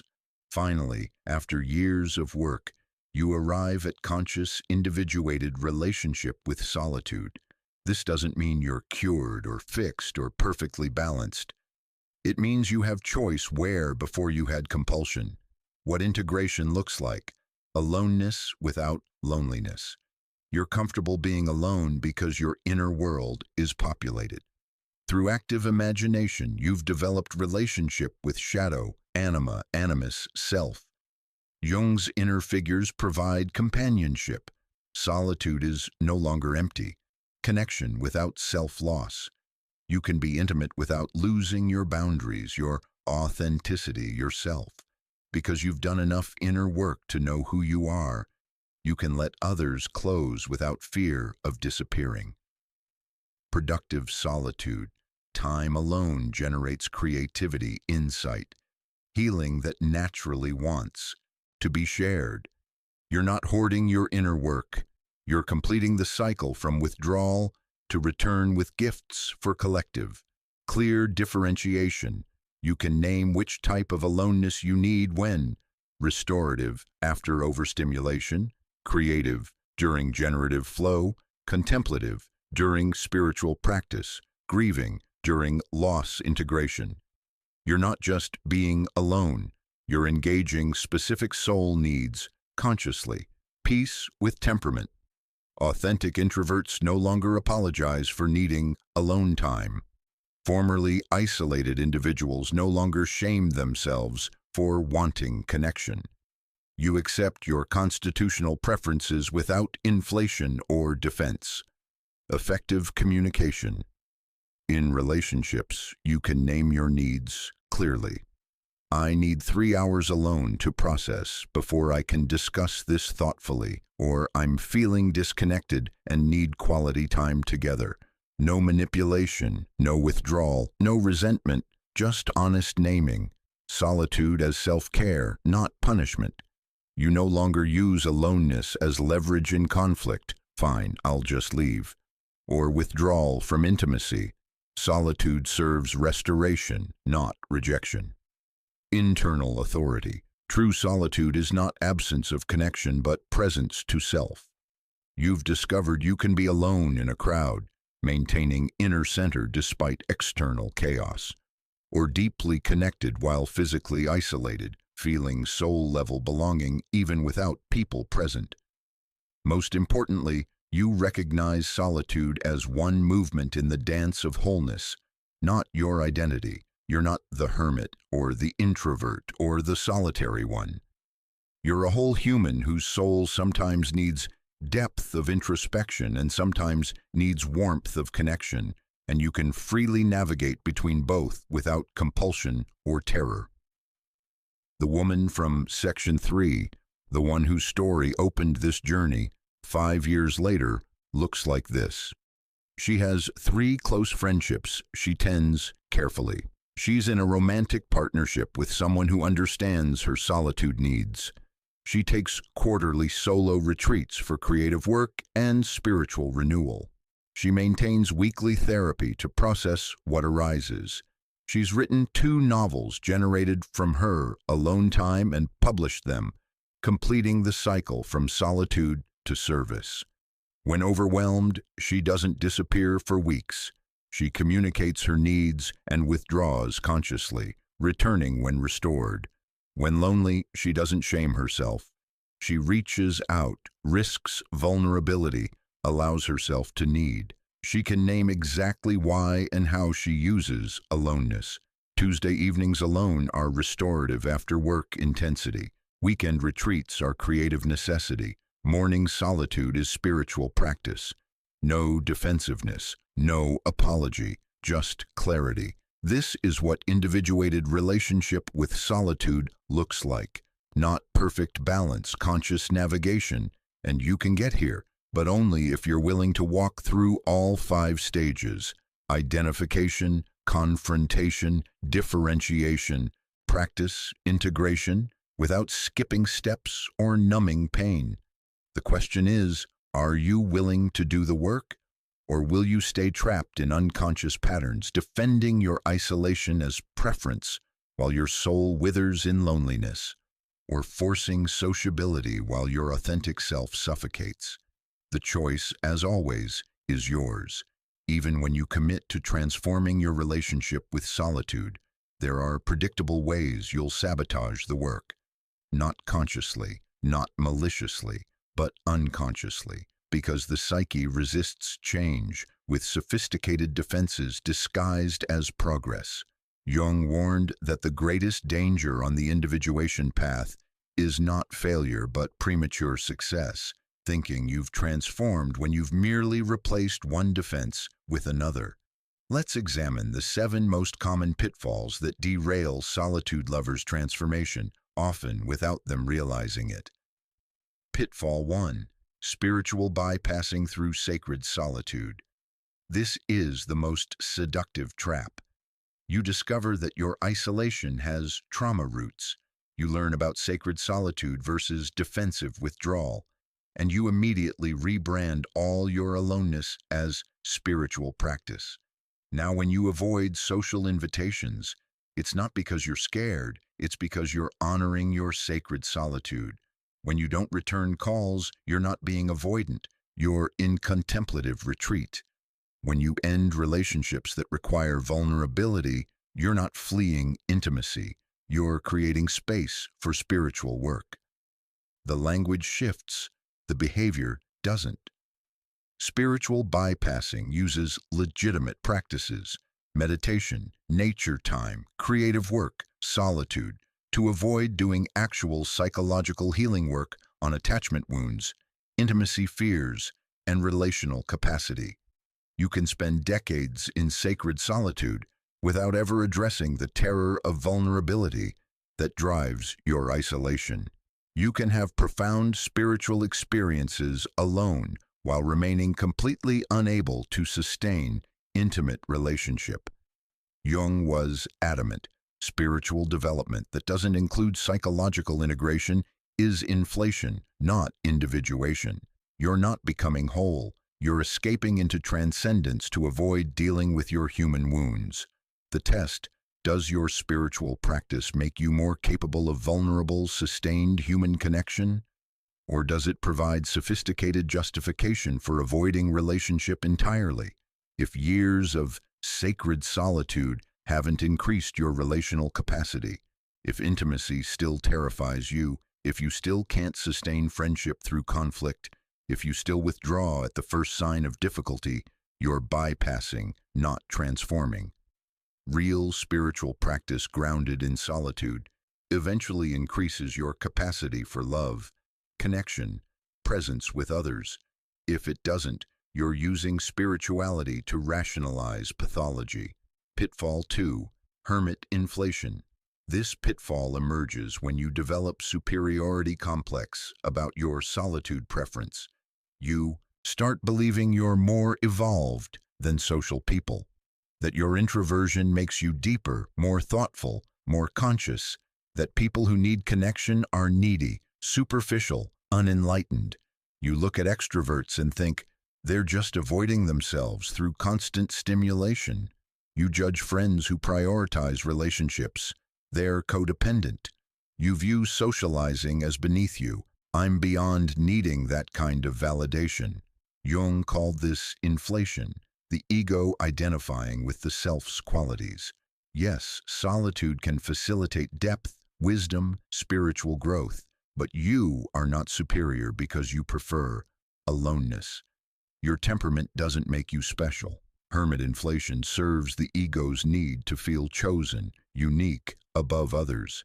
It's compensation for underlying feelings of inadequacy. If you can't sustain relationships successfully, at least you can feel superior for not trying.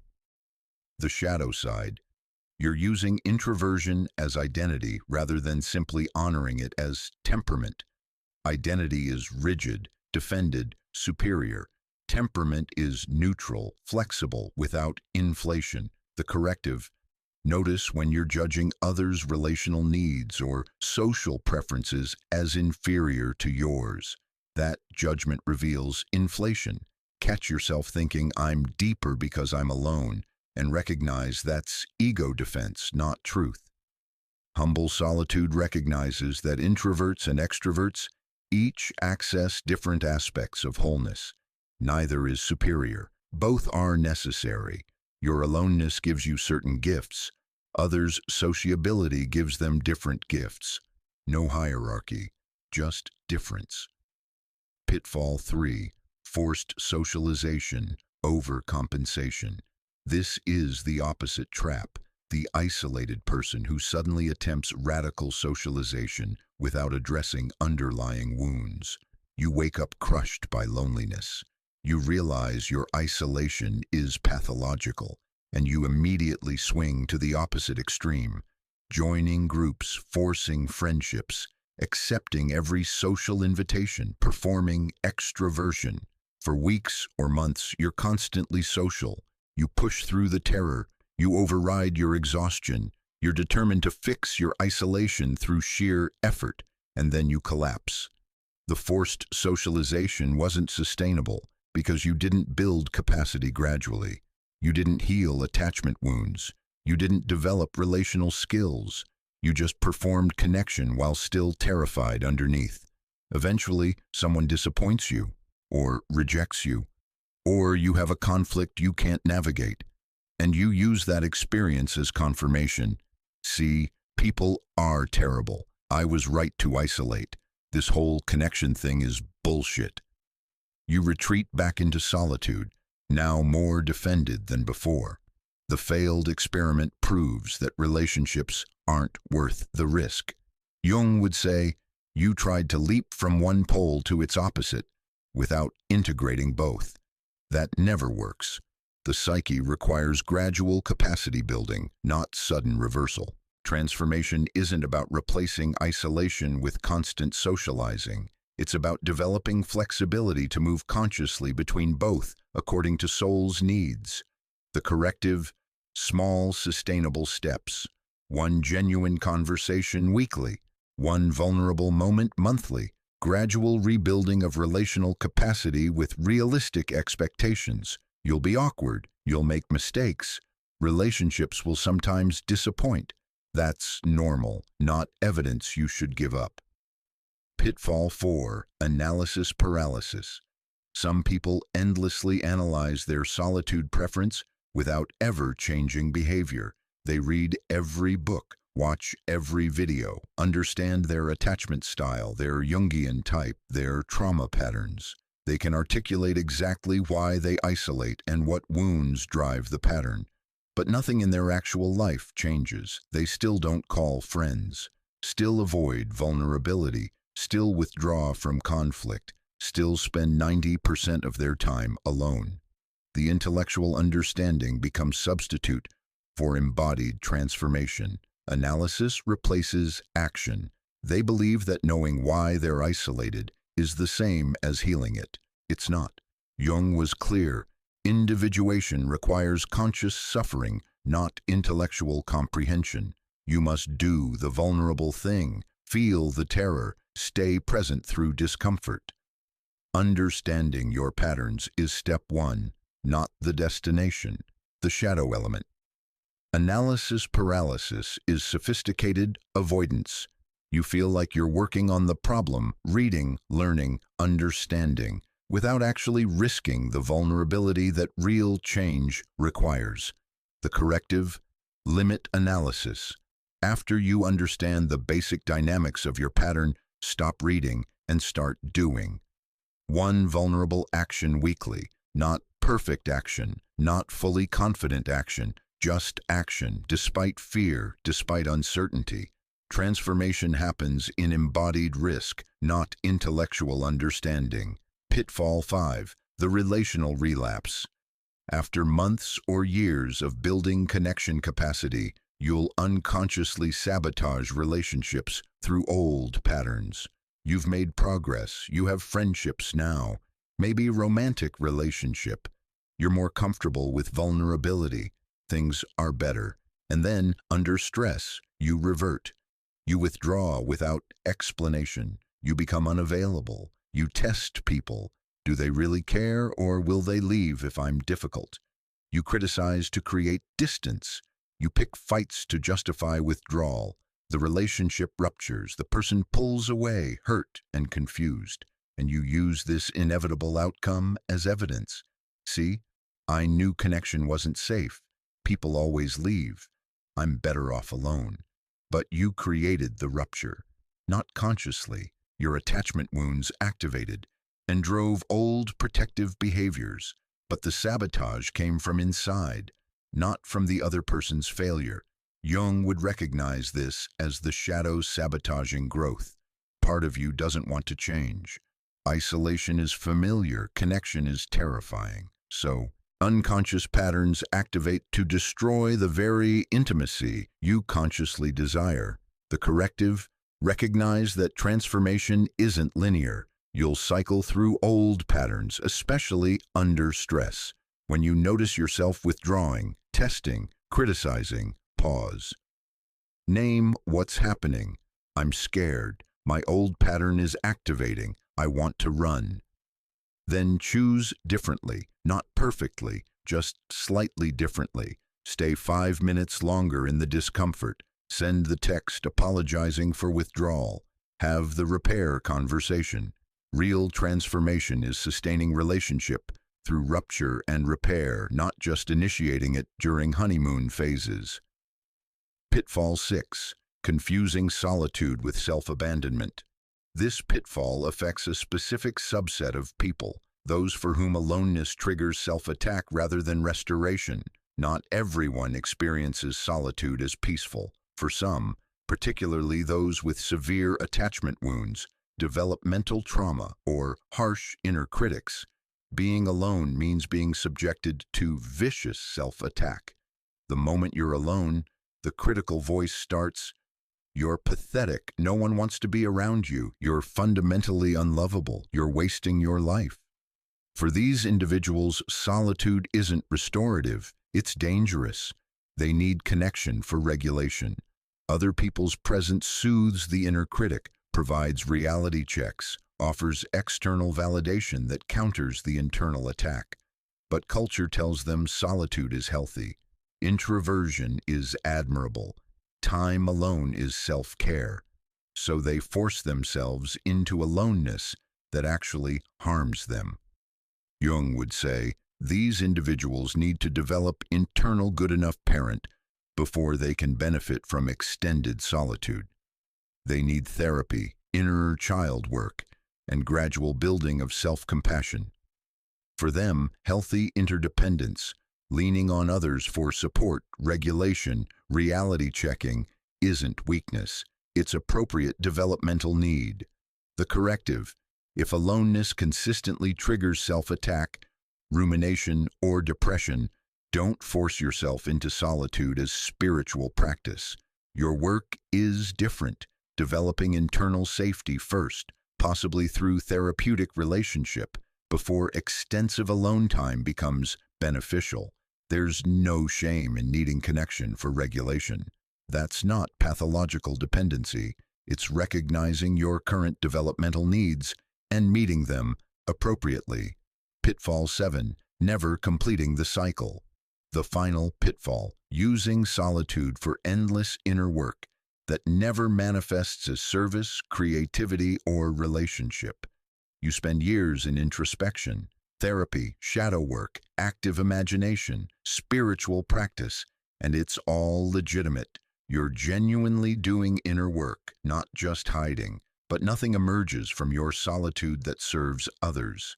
No creative output, no wisdom offered, no healed presence brought to relationship, just endless processing, endless going deeper, endless inner focus. Jung warned this becomes narcissistic and sterile. Individuation isn't complete until you return from withdrawal with gifts for the collective. The descent into unconscious must be followed by return to community with offerings. Otherwise, you're lost in what Jung called autistic introversion, so absorbed in inner world that connection to humanity is severed. Your solitude serves only yourself. The shadow element. Endless inner work can be sophisticated avoidance of the vulnerability required to offer yourself to the world. Staying in the inner laboratory is safer than sharing what you've created and risking rejection. The corrective. For every month of intensive inner work, identify one concrete offering. Write the essay, create the art, have the vulnerable conversation, teach The workshop. Offer your healed presence in service. Your solitude must eventually produce something beyond your own growth. That's not selfishness, that's completing the sacred cycle. Withdraw, transform, return with gifts. Withdraw, transform, return. If you never return, you're not individuating. You're hiding in spiritual selfishness, disguised as depth work.